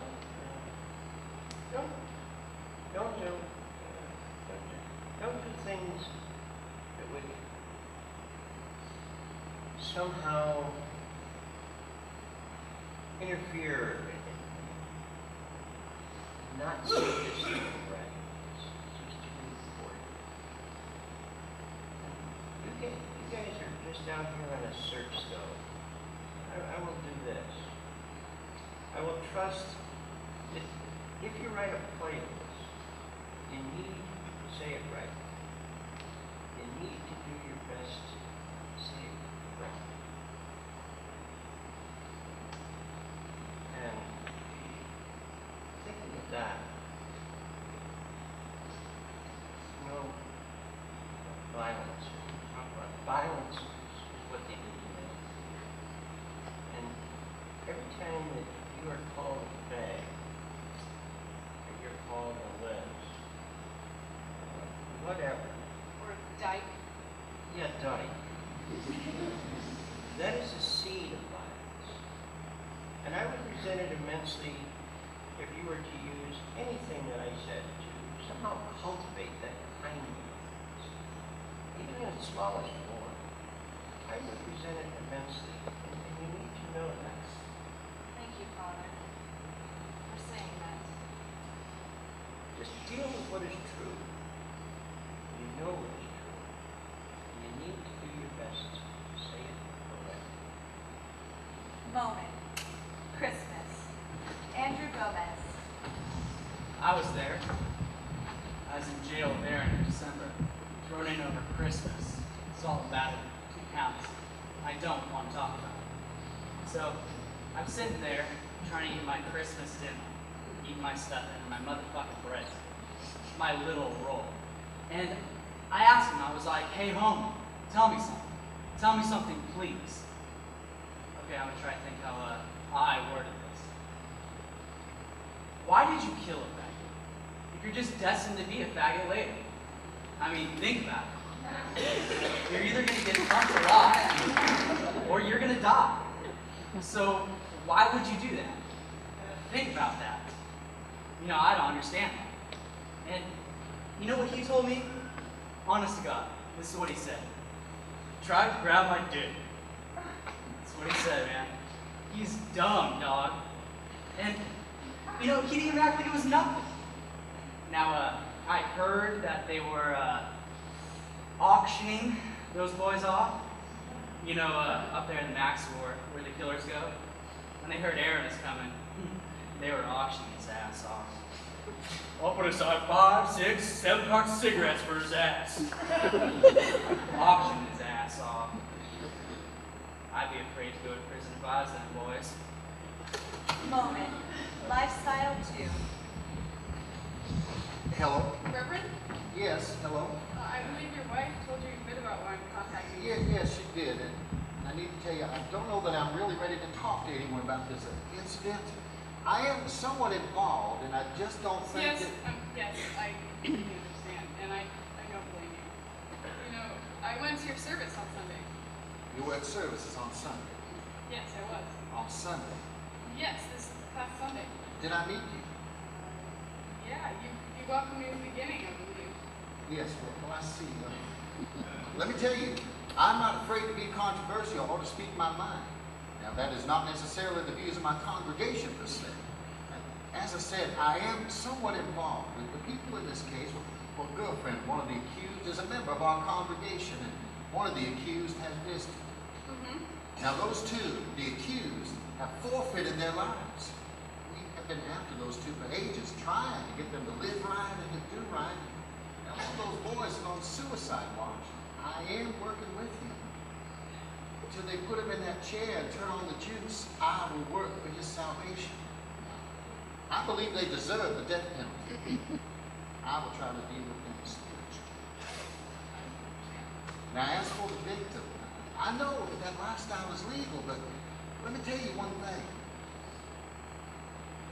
I hope that Matthew Shepard, as he was tied to that fence, that he had a moment to reflect on a time when someone had spoken the word of the Lord to him, and that before he slipped into his coma, he had a chance to reflect on that lifestyle. Well, thank you, Reverend. I really appreciate your feedback. Moment. That night. About 11:30 that night, I'd just barely gone to bed, and Margot, our chief operating officer, called and said his blood pressure was starting to drop. Well, let's wait and see. She called me about 10 after. He just died. I got up, we got dressed, and came in, and I went into the ICU where the family was, and Judy came up and she put her arms around me, and I put my arms around her, and we just stood there, honestly, for about 10 minutes, because what else do you do? And then we had to sit down and talk about things that you just, Dennis, it's now public knowledge. And I'm going to go out there now and tell the whole world that this has happened, because it was clear at this point that it was the world. It was the whole world. So Judy told me what she wanted me to say, and I went out at 4 o'clock a.m. Moment. Medical update. Matthew Shepard, medical update, 4:30 a.m., Monday, October 12th. At 12 midnight on Monday, October 12th, Matthew Shepard's blood pressure began to drop. We immediately notified the family, who were already at the hospital. At 12:53 a.m., Matthew Shepard died. The family was at his bedside. The family did release the following statement. The family again asked me to express their sincerest gratitude to the entire world for the overwhelming response for their son. And the family was grateful that they did not have to make a decision regarding whether or not to continue life support for their son. Like a good son, he was carried to the end and removed guilt or stress from the family. He came into the world premature, and he left the world premature. Matthew's mother said, "Go home, give your kids a hug, and don't let a day go by without telling them that you love them." Moment. Magnitude. I don't know how I let that happen out there. I lost it on national television. But you see, we'd been up for like 72 hours straight, then gone home and gone to sleep for half an hour, and then had to get up and come back in, and maybe I was just way, I don't know, but in a moment of complete brain deadness, when I was out there reading that statement, I thought about my own 4 daughters and go home and give her kids a hug, and oh, she doesn't have her kid anymore. And there I am, and I think this is so lame. And then people started sending us emails and letters, and most of them were just generally very kind. I did get this one. This guy wrote me and said, "Do you cry like a baby on TV for all your patients or just the faggots?" As I told you before, homosexuality is not a lifestyle with which I agree, but having been thrown into this, I guess I just didn't understand the magnitude with which some people hate. But of all the letters that we got, there were maybe 2 or 3 like that. Most of them were, "Thank you for your caring and compassion for Matthew." And Matthew received caring and compassion the moment he got here. Moment. H-O-P-E. I spoke to Doc today to let him know we'd soon be coming back out for the upcoming trials of Russell Anderson and Aaron McKinney. And this is what he had to say. Well, tell you what. They put those 2 boys to death. That would defeat everything Matt would be thinking about on me. Because Matt would not want those 2 to die. He'd want to leave them with hope. H-O-P-E. Just like the whole world hoped that Matt would survive. The whole thing. See? The whole thing ropes around hope. H-O-P-E. Moment. Snow. The day of the funeral, it was snowing so bad. Big, huge, wet snowflakes. I got there were thousands of people in just black with umbrellas everywhere. There were 2 churches, one for immediate family, invited guests, people of that nature, and another one for everybody else who wanted to be there. And still, there were hundreds of people outside that couldn't fit into either of the churches. There was this big park by the church. That's where these people were. And this park was full. The liturgy today is an Easter liturgy. It finds its meaning in the resurrection. The service invites your full participation. The Lord be with you. And also with you. Let us pray. And it was like the worst storm that they had ever had. Tiffany Edwards. Like trees fell down and the power went out for a couple days because of it. And I just thought, it's like the forces of nature at work, you know? Whatever higher spirit that like blows storms was blowing this storm. For our brother Matthew, let us pray to our Lord Jesus Christ, who said, "I am the resurrection and the life." We pray My to the most Lord. striking memory from the funeral, Carrie Drake, Casper Star Tribune, was seeing the Reverend Fred Phelps from Kansas, and that scene go up in the park. You believe in the Bible? You believe the precious should be separated from the vile? You don't believe that part of the Bible. You stand over there ignorant of the fact that the Bible, 2 times for every verse it mentions God's love, it talks about God's hate. A group of high school students who got out early came over and started yelling at some of the people in the protest. The Fred Phelps people. And across the street you had people lining up for the funeral.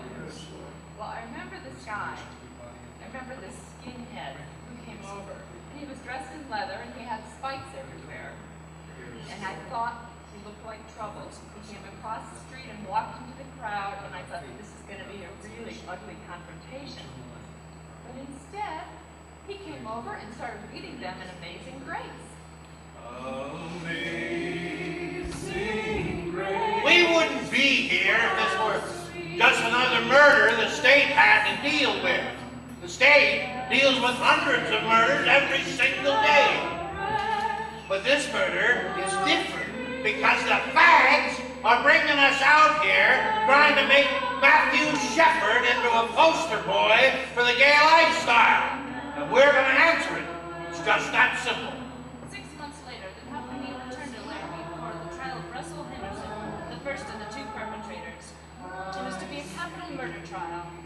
When we got to the Albany County Courthouse, Fred Phelps was already there. You don't like that attribute of God. But so was Romaine Patterson. That perfect attribute of God. But we love that attribute of God, and we're going to preach it. Because God's hatred is pure. It's a determination.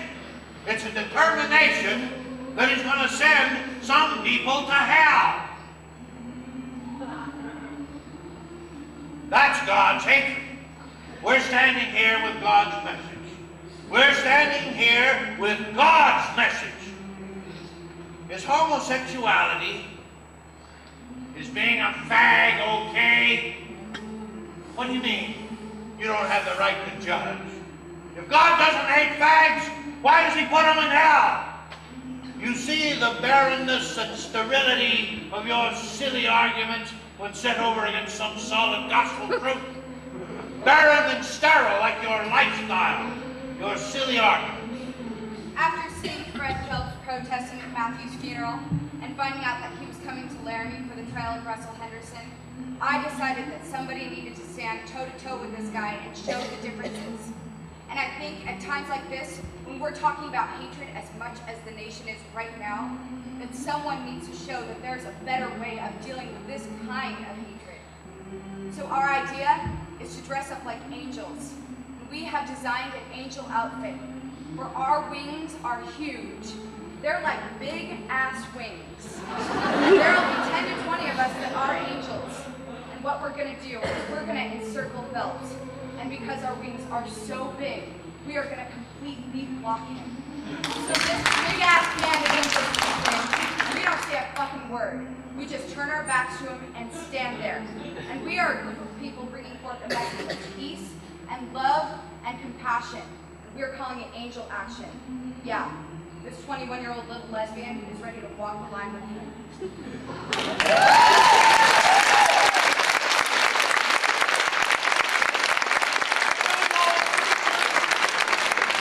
Those old preachers put their hands on me.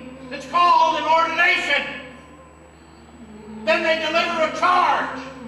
Mine was from Isaiah 58:1. Cry out, spare not. Lift up thy voice like a trumpet. Show my people their transgressions. And I knew my angels were going to be taking the brunt of everything he had to yell and say. I mean, we were going to be blocking his view, and he was going to be like pissed off to all hell. So I went out and I bought all my angels earplugs.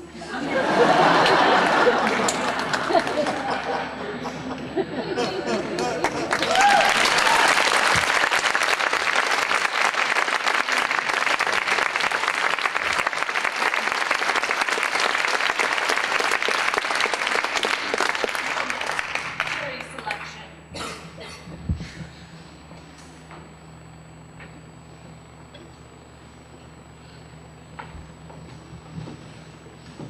The court is in session. Romaine Patterson's sister, Trish Steger. As soon as they started jury selection, everybody started coming into my shop with, I don't want to be on this trial. I hope they don't pick me. Or, oh God, I'm been called. How do we get off? I'm just wanting to get as far away from it as they possibly could, and very fearful that they were going to have to be a part of that trial. And then I hear that Henderson has to sit in the courtroom while they question the prospective jurors. And one of the questions they ask is, would you be willing to put this person to death? And I understand that a lot of the answers were, yes, I would. Yes, I would, Your Honor. Yes, sir. Absolutely. Yes, sir. No problem. Well, can you just imagine hearing that? Juror after juror after juror. Moment. Russell Henderson. You entered a not guilty plea earlier, Mr. Henderson, but I understand you wish to change your plea today. Is that correct? Yes, sir. You understand, Mr. Henderson, that the recommended sentence is for 2 life sentences? Yes, sir. And do you understand that those sentences may run concurrently or they may run consecutively? Yes, sir. Before this court decides whether the sentences should run concurrent or consecutive, I understand there are statements to be made by at least one individual. This is an excerpt from a statement made to the court by Lucy Thompson. As the grandmother and the person that raised Russell, along with my family, we have written the following statement. Our hearts ache for the pain and the suffering that the shepherds have went through. We have prayed for your family from the very beginning. Many times during the day, I have thought of Matt, and you will continue to be in our prayers and our thoughts, because we know that your pain will never go away. You have shown such mercy in allowing us to have this plea, and we are so grateful that you are giving us this opportunity to live. Your Honor, we as a family hope that as you sentence Russell, you will do so concurrently to life terms. For the Russell we know and love, we humbly plead, do not take him completely out of our lives forever. Thank you. Mr. Henderson, you have a constitutional right to make a statement if you wish to do so. Do you have anything you would like to say? Yes, I would, Your Honor.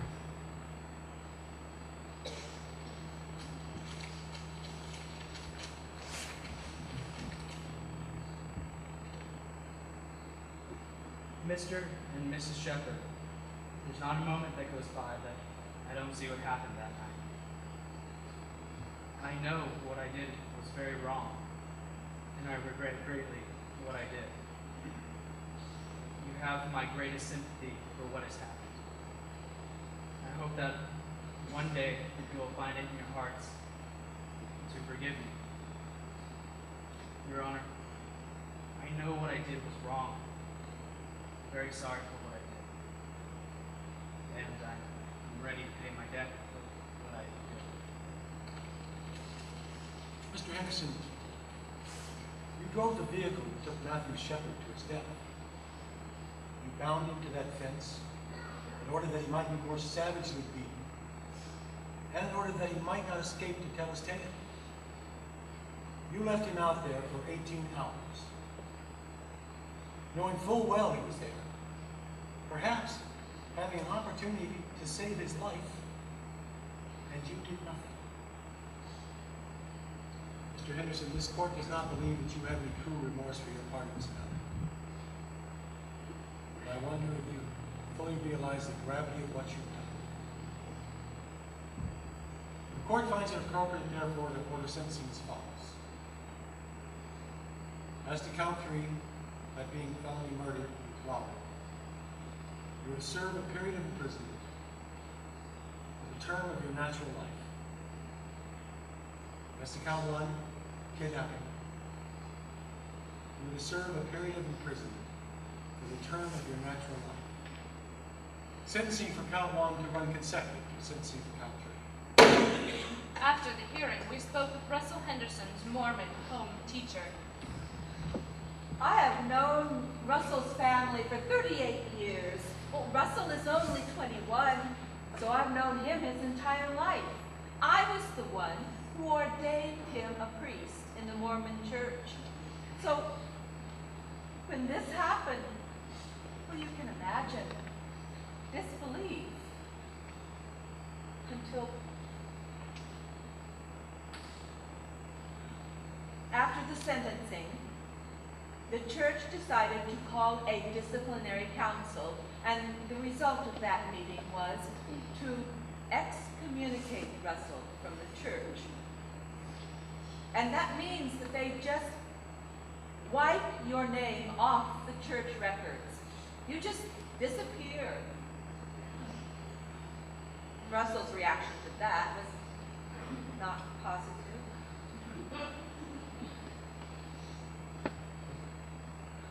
Well, it hurt him. And it hurt him too to finally begin to realize at that point just what a terrible transgression he had committed. But I will not desert Russell. That is a matter of my religion and my friendship, family. Moment. Angels in America. Before we left Laramie, we met again with Rebecca Hilliker at the theater department. She's producing Angels in America this year at the university. I think that's the focus the university has taken, is that we have a lot of work to do.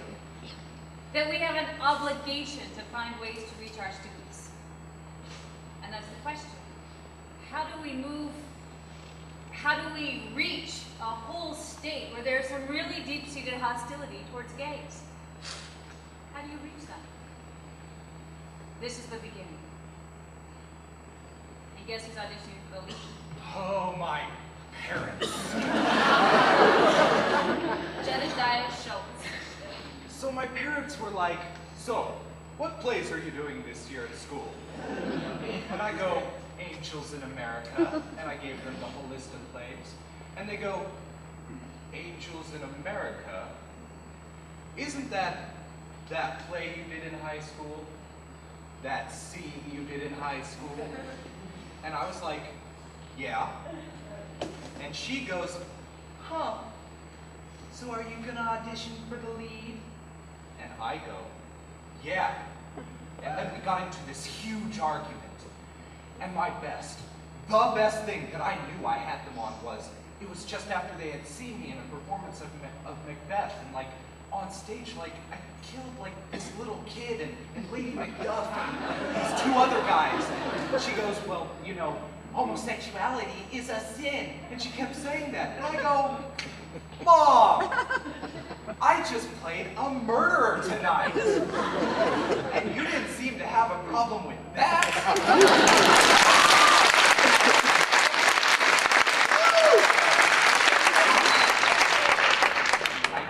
I have never prepared this much for an audition in my life. Never, ever. Not even close. Not having to deal that much with the gay society here in Laramie. Detective Sergeant Rob DeBree. But once you start working into the case and actually speaking to the people who are gay, finding out about their underlying fears, it sort of hits home. I mean, this is America. You don't have the right to feel that fear. We're always going to have some people who hold to the old ideals. I was probably one of them 14 months ago. But I'm not going to put up with it. I'm not going to listen to it. They don't like my views, that's fine. The door goes both ways. I lost a couple of buddies. I don't care. I feel more comfortable and I can sleep at night. Well, you tested every 3 months. Reggie Flutie. And I was able to have the DNA testing done. So they got me to Fort Collins. They drew the blood there and flew it to Michigan, which is where they did the DNA work, and which was a week later, I knew I was negative for good. Oh, I'll tell you, we were all on our knees saying, Hail Mary. You're just elated and you think, thank God. And you know what she does next? I stuck my tongue right in my husband's mouth. I was just happy. You're just so happy, and you think, I hope I did this service well. You know, I hope I did it with some kind of integrity. And so you're just really happy, and my daughters just bawled. Oh, they were so happy. And the force! Oh boy, we went out and got shit-faced! It was great. Everybody bought me drinks.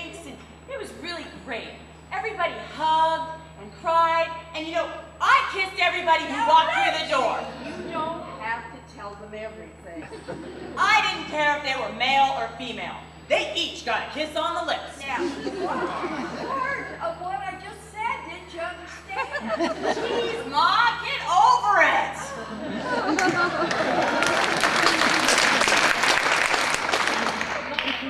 A death penalty case. Almost a year to the day that Matthew Shepard died, the trial for Aaron James McKinney was set to begin. Probably the question most of you have in your mind is how the McKinney case will proceed.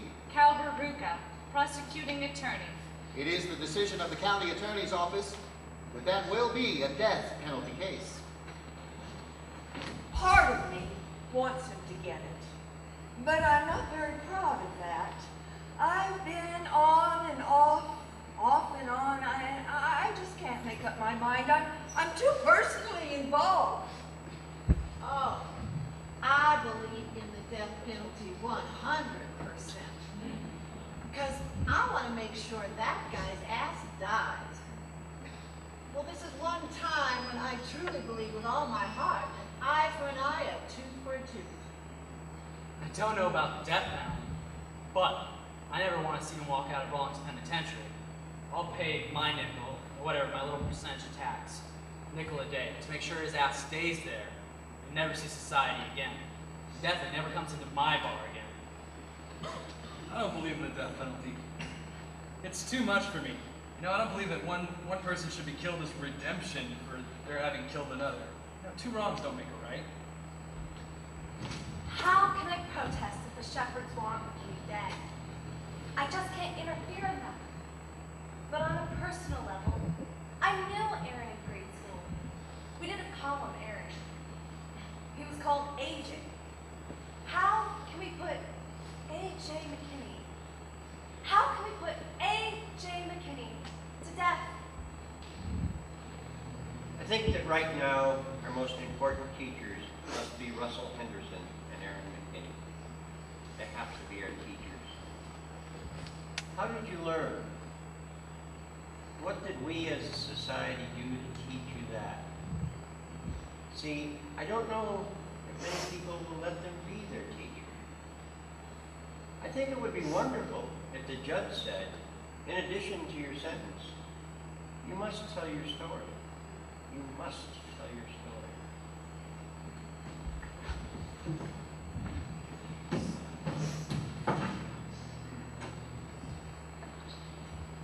All rise.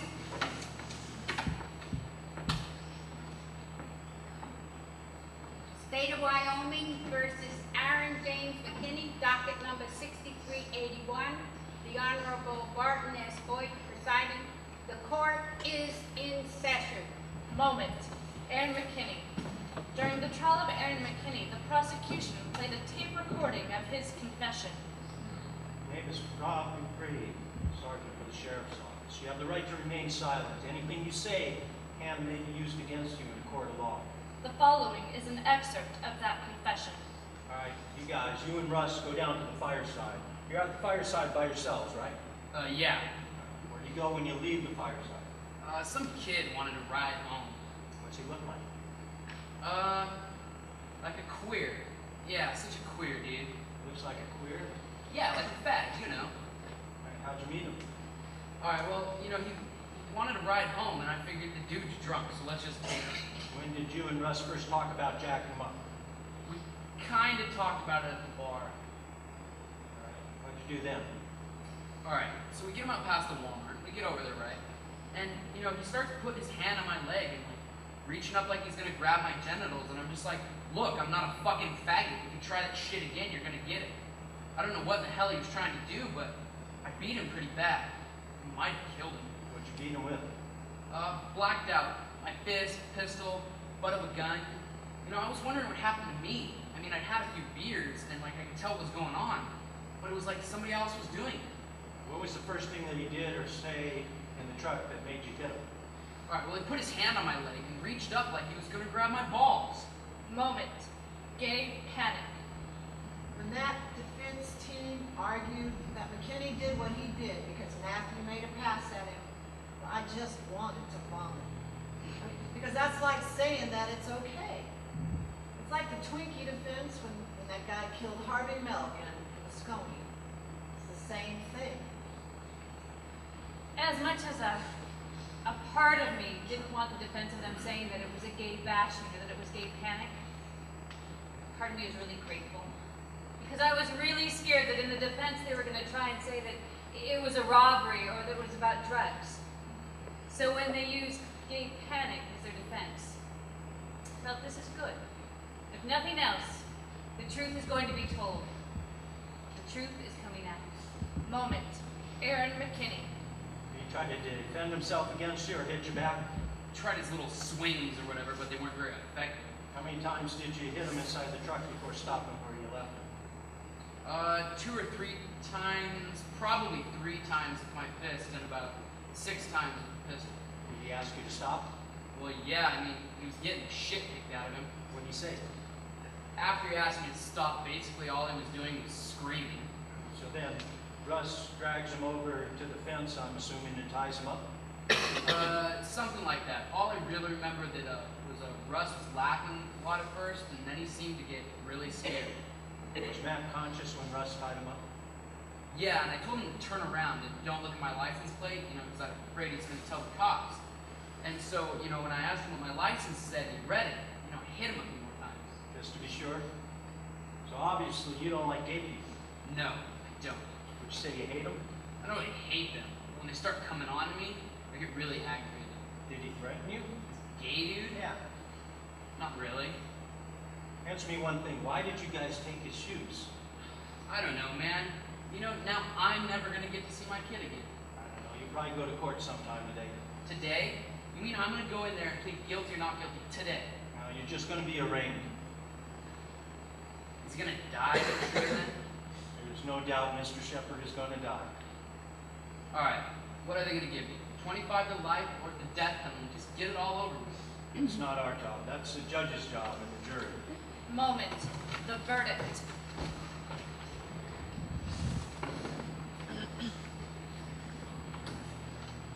Has the jury reached a verdict? We have, Your Honor. We, the jury, impaneled and sworn to try the above entitled case, after having well and truly tried the matter, unanimously finds as follows. As to the charge of kidnapping, we find the defendant, Aaron James McKinney, guilty. As to the charge of aggravated robbery, we find the defendant, Aaron James McKinney, guilty. Moment. As to the charge Dennis Shepard's statement. Aaron McKinney was found guilty of felony murder, which meant the jury could give him the death penalty. That evening, Judy and Dennis Shepard were approached by McKinney's defense team, who fled for their client's life. The prosecution indicated that they would defer to the family's wishes as to whether or not to pursue the death penalty. The following morning, Dennis Shepard made a statement to the court. Here is some of what he said. My son, Matthew, did not look like a winner. He was rather uncoordinated and wore braces from the age of 13 till the day he died. But in his all too brief life, my son proved that he was a winner. October 6, 1998. He tried to show the world that he could win again. October 12, 1998. My firstborn son, my hero, lost. October 12, 1998. My firstborn son, my hero, died 50 days before his 22nd birthday.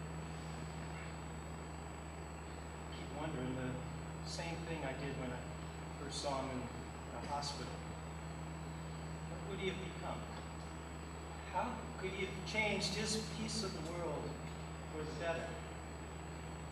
Now, officially died in a hospital in Fort Collins, Colorado. He actually died on the outskirts of Laramie, tied to a fence. You, Mr. McKinney, your friend, Mr. Henderson, left him there by himself. But he wasn't alone. He had his lifelong friends with him, friends he'd grown up with.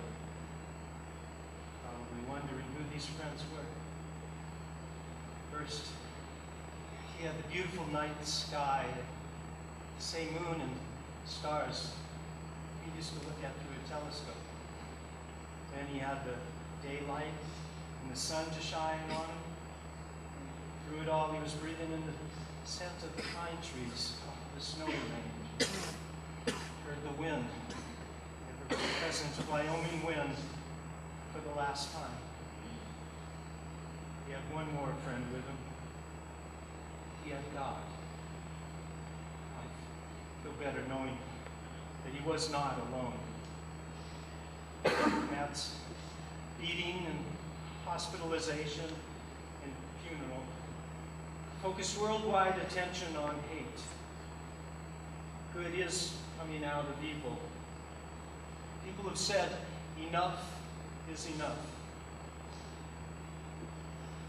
I miss my son, but I'm proud to say he is my son.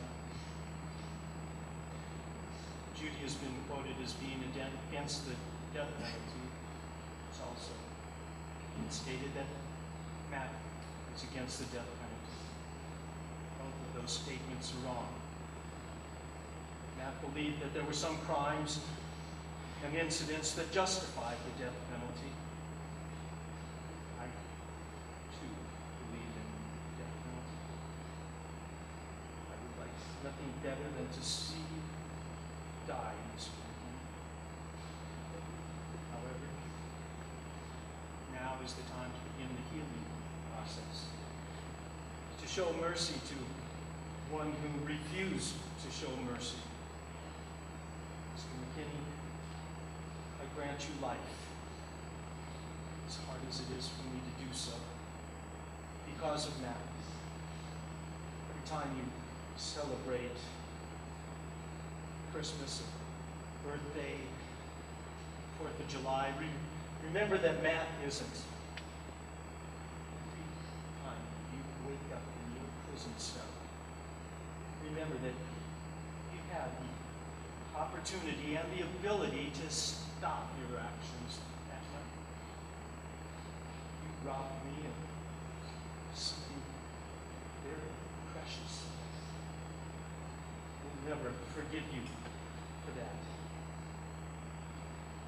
Mr. McKinney, I give you life in the memory of one who no longer lives. May you have a long life.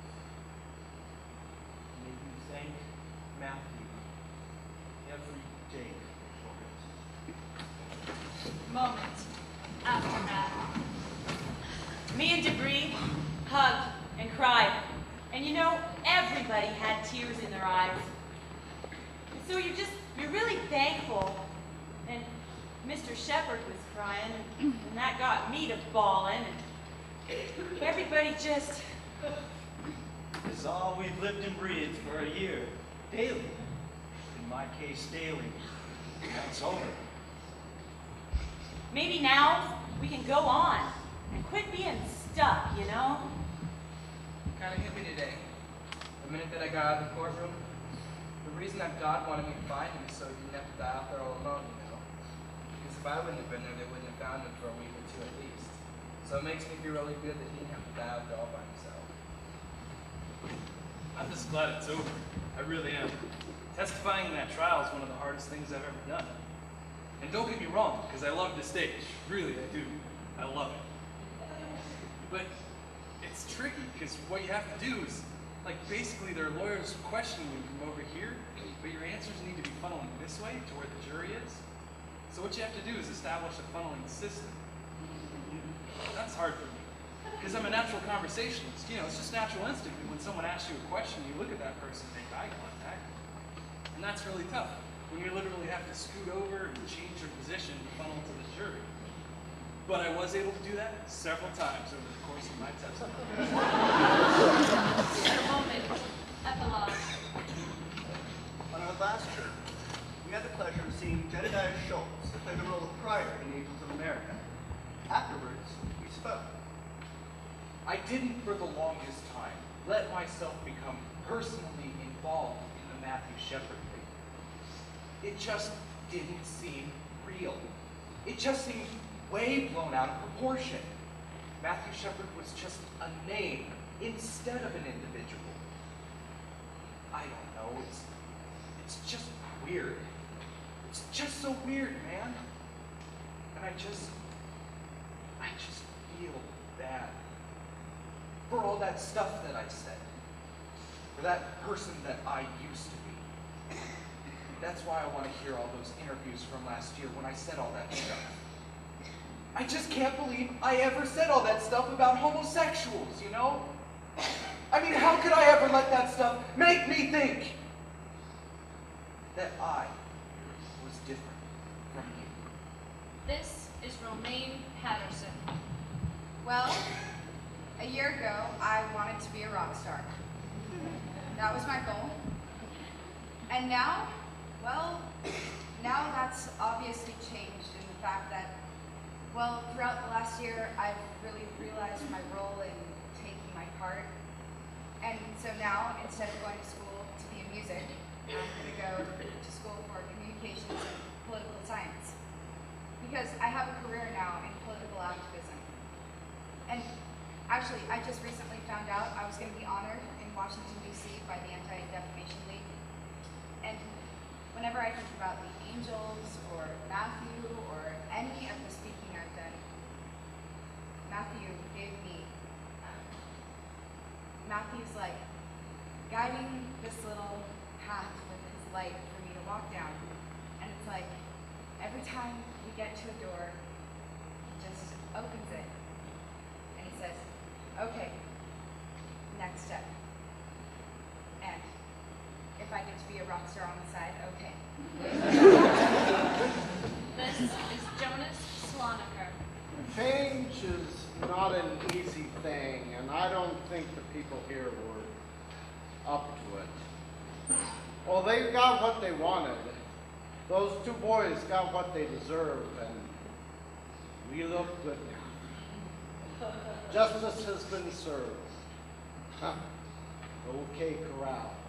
We shot down the villains, put the prostitutes on the train, we cleaned up the town, and we don't need to talk about it anymore. You know, it's been a year since Matthew Shepard died.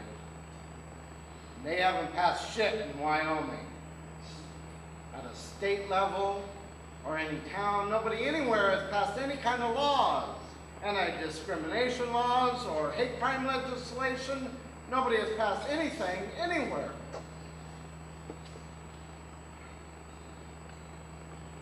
I mean, what's come out of this? What's come out of this?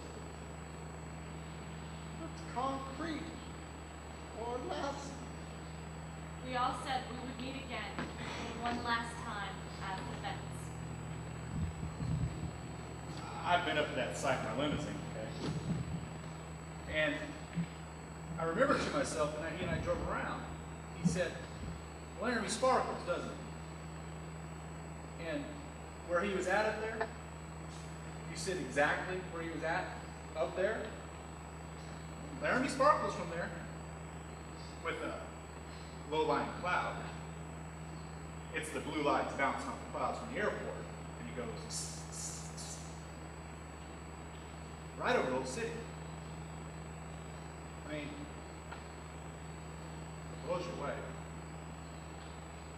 And that was right there in that spot. And I can just picture in his eyes. I can just picture what he was seeing.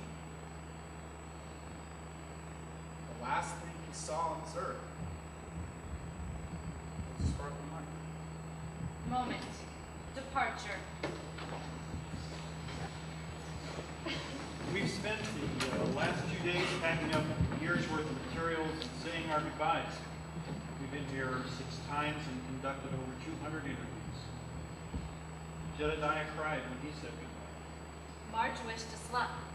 And when we asked her how Laramie would feel seeing a play about itself, she said, I think we'd enjoy it. To show that it's not the hellhole